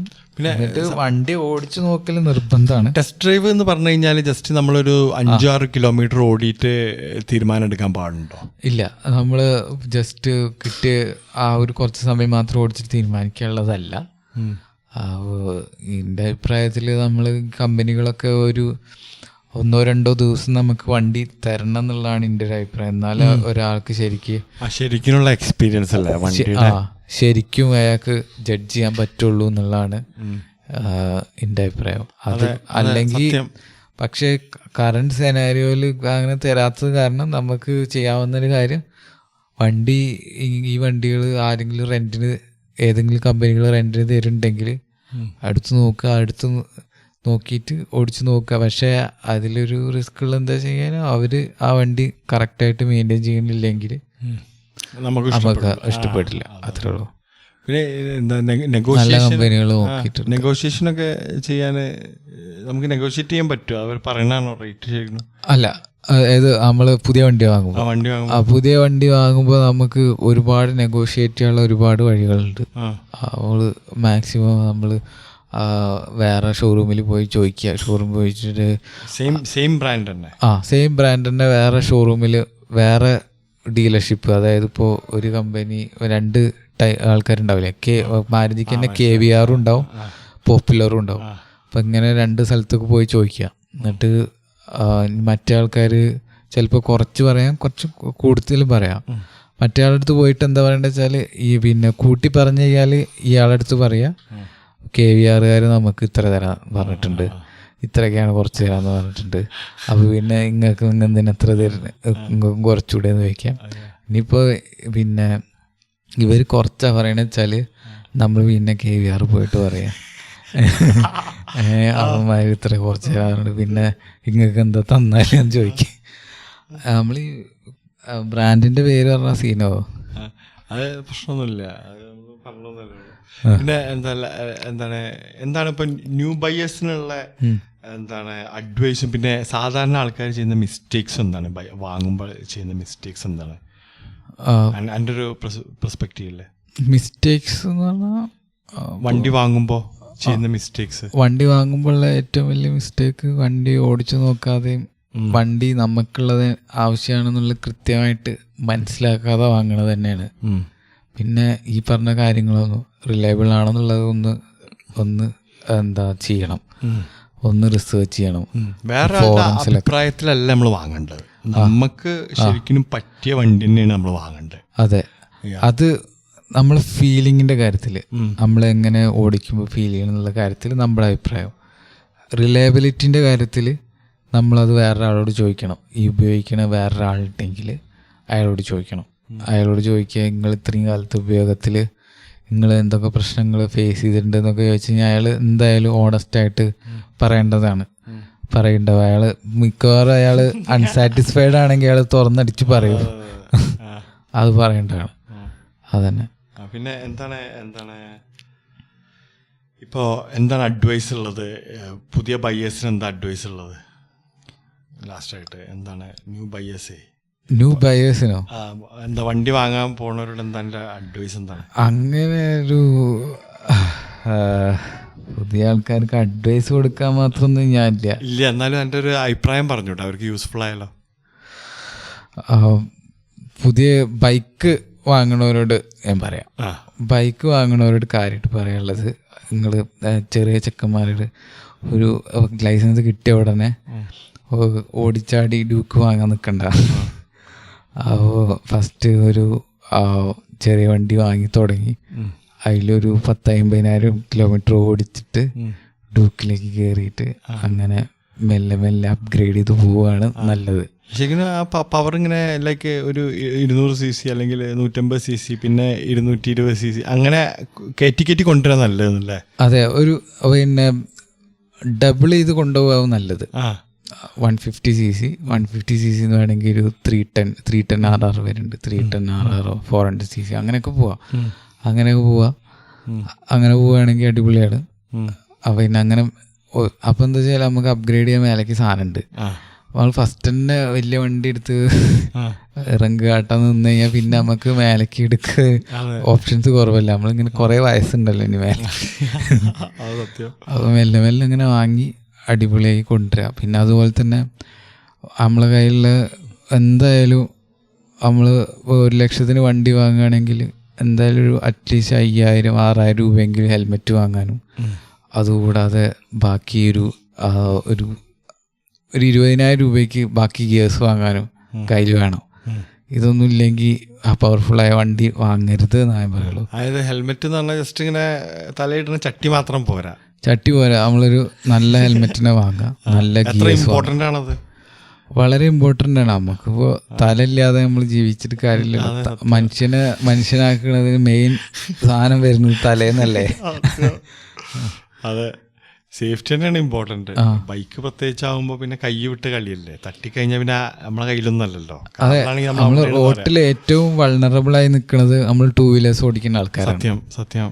അപ്പോൾ നമ്മൾ മാക്സിമം സേഫായിട്ട് നമ്മൾ കൂടുതലായിട്ട് പ്രഡിക്റ്റബിൾ ആയി നിൽക്കുക എന്നാണ് ഞാൻ പഠിച്ചിട്ടുള്ളത്. അതായത് ബാക്കിയുള്ള വണ്ടിക്കാർക്ക് നമ്മൾ പ്രഡിക്റ്റബിൾ ആയിരിക്കുക, നമ്മൾ ഈ സൈഡിലേക്ക് പോകണമെന്നുള്ളതൊക്കെ ബാക്കിയുള്ള ആൾക്കാർക്ക് പ്രഡിക്റ്റബിൾ ആയിരിക്കണം. അപ്പോൾ നമ്മളാണ് അതുകൊണ്ട് സേഫ് ആവണം എന്നുള്ളതാണ്. നമ്മളെ സേഫാക്കാൻ വേണ്ടി ബാക്കിയുള്ളവരെ മുന്നിൽ നമ്മൾ പ്രഡിക്റ്റബിൾ ആവുക. സത്യം. എന്നോട് പണ്ട് എൻ്റെ ഫ്രണ്ടിൻ്റെ ഫാദറാണ് പറഞ്ഞത്, ഒരു ഗോൾഡൻ റൂളുമായി ഞാൻ കൊണ്ടുനടക്കുന്ന സാധനമാണ്. അതായത് ബാക്കിയുള്ളവരുടെ സ്റ്റെയറിങ് നമ്മളെ കയ്യിലല്ല എന്നുള്ളത്. അതെ. കാരണം എന്താ വെച്ചാൽ അത് നമ്മൾ ഭയങ്കര കൺട്രോളിലൊക്കെ ആയിരിക്കും, നമ്മൾ ഭയങ്കര സ്കില്ലുള്ള ആളൊക്കെ ആയിരിക്കും ഡ്രൈവിങ്ങിൽ. പക്ഷേ മറ്റവൻ്റെ സ്റ്റെയറിങ് അവൻ്റെ കയ്യിലാണ്. നമ്മൾ മിസ്റ്റേക്ക് ചെയ്യേണ്ട കാര്യമില്ല, വേറെയുള്ള ആളുടെ മിസ്റ്റേക്ക് മതി നമ്മളുടെ ലൈഫ് ചിലപ്പോൾ പോകാൻ എന്നുള്ള ഒരു പാടാണ് എനിക്ക് കിട്ടിയിട്ടുള്ള വലിയൊരു ലെസൺ അത് ഞാൻ കണ്ടിടക്കണം. ഇതൊക്കെ ഒരുപോലെ തന്നെ ഞാൻ പറയണത് ഇതെല്ലാം ഒരേ സാധനമാണ്. സത്യം. പിന്നെ എന്താ പറയുക, ലാസ്റ്റ് ആയിട്ട് പറയാനുള്ളത്, ഞാൻ റോയൽ എൻഫീൽഡ് യൂസ് ചെയ്യുന്ന ആളാണ്. അതിൽ തന്നെ മറ്റേ കോണ്ടിനെന്റൽ GT എനിക്കൊന്ന് ഓടിച്ചു നോക്കണത്. എമ്മാതിരി വണ്ടിയാണത്. അതെ, അടിപൊളി വണ്ടി. ഓടിച്ചപ്പോ എനിക്ക് മനസ്സിലായി എനിക്ക് ഓടിക്കാൻ പറ്റില്ല എന്നുള്ളത്. എനിക്ക് സ്ലോ ആയിട്ട് പോകണ ഇഷ്ടം. പക്ഷെ അത് എമ്മാതിരി കരുത്തുള്ള വണ്ടിയാണ്.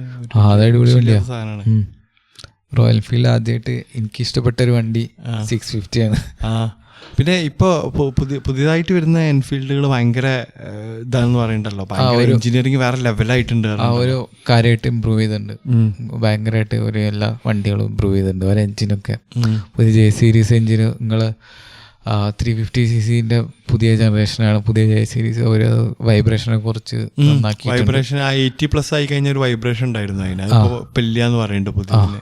പിന്നെ അതുപോലെ 650cc അടിപൊളിയായിട്ട് ഒട്ടും വൈബ്രേഷൻ ഇല്ലാതെ, അതിന്റെ കോൺഫിഗറേഷൻ തന്നെ അങ്ങനെയാണല്ലോ.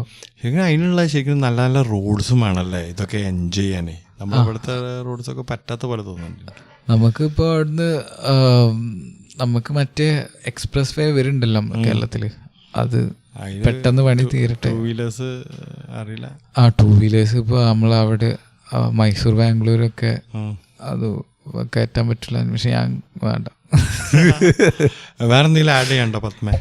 ലാസ്റ്റായിട്ട് എന്താണ് യൂത്തിനോട് എന്താ പറയാനുള്ളത്? ലാസ്റ്റായിട്ട് യൂത്തിനോട് തന്നെ പറയാനുള്ള, നമ്മളിപ്പോൾ ബൈക്ക് വാങ്ങുകയാണെങ്കിൽ നമ്മളിപ്പോൾ പവർഫുൾ ബൈക്കൊക്കെ വാങ്ങിയിട്ട് ലോങ് ട്രിപ്പ് പോകാനോ അങ്ങനെ വലിയ റൈഡൊക്കെ പോകാനൊക്കെയാണ് താല്പര്യം എന്നുണ്ടെങ്കിൽ നമ്മൾ ഗിയേഴ്സ് വാങ്ങിയിട്ട് അങ്ങനെ തന്നെ പോവുക. പ്രോപ്പറായിട്ട് നമ്മൾ റൈഡ് ചെയ്യുന്ന ഫുൾ ഗിയർ തന്നെ ഇട്ടിട്ട് പോവുക. അതെ, പണ്ടിപ്പോൾ ഞാൻ ഫസ്റ്റ് വാങ്ങിയ സമയത്ത് ഞാൻ പ്രോപ്പറായിട്ട് ഫുള്ള് സാധനം നോക്കി വാങ്ങാൻ പറ്റില്ല. അപ്പം നമ്മളടുത്ത് ഉള്ള ഗിയേഴ്സ് വാങ്ങിയിട്ട്, അതായത് ഇപ്പോൾ ആ പൈസയ്ക്ക് കിട്ടണ കുറച്ച് സാധാ കട്ടി ജാക്കറ്റൊക്കെ വാങ്ങി അങ്ങനെ ഇട്ടിട്ടാണ് നമ്മൾ പോയിന്ന്. പക്ഷെ ഇപ്പോൾ കുറച്ചും കൂടി ആക്സസബിൾ ആണ്, കുറച്ചും കൂടി പൈസ കുറഞ്ഞു. ഇപ്പോൾ കുറച്ചും കൂടി 10,000, 6,000, 5,000, 6,000 രൂപയ്ക്കൊക്കെ ജാക്കറ്റ് കിട്ടാണ്ട്, 7,000, 6,000, 7,000 രൂപയ്ക്ക് പാൻറ് കിട്ടാണ്ട്, അതേമാതിരി തന്നെ ബൂട്ട്സ് അതേമാതിരി 6,000, 7,000 രൂപയ്ക്ക് ബൂട്ട്സ് കിട്ടും. ഹെൽമെറ്റും 5,000, 6,000 രൂപയ്ക്ക് കിട്ടും. മൊത്തം എത്രയായി? ഒരു 20-25. അതായത് ഇപ്പോൾ നമ്മൾ ഒരു 1.5 ലക്ഷത്തിന് ബൈക്ക് വാങ്ങുമ്പോൾ അതിൻ്റെ ഇടയ്ക്ക് ഒരു 25,000, 30,000 രൂപയ്ക്ക് ഗിയർ വാങ്ങാൻ മാറ്റി വെക്കുന്നതിൽ എന്താണ്? അതെ, നമ്മളെ സേഫ്റ്റി അല്ലേ, നമ്മളെ ലൈഫല്ലേ. ട്രൂ, സത്യം. അത്രേ ഉള്ളൂ, എനിക്ക് അത്രേ പറയുള്ളൂ. എനിക്ക് എൻ്റെ മനസ്സിലായത് അത്രയാണ്.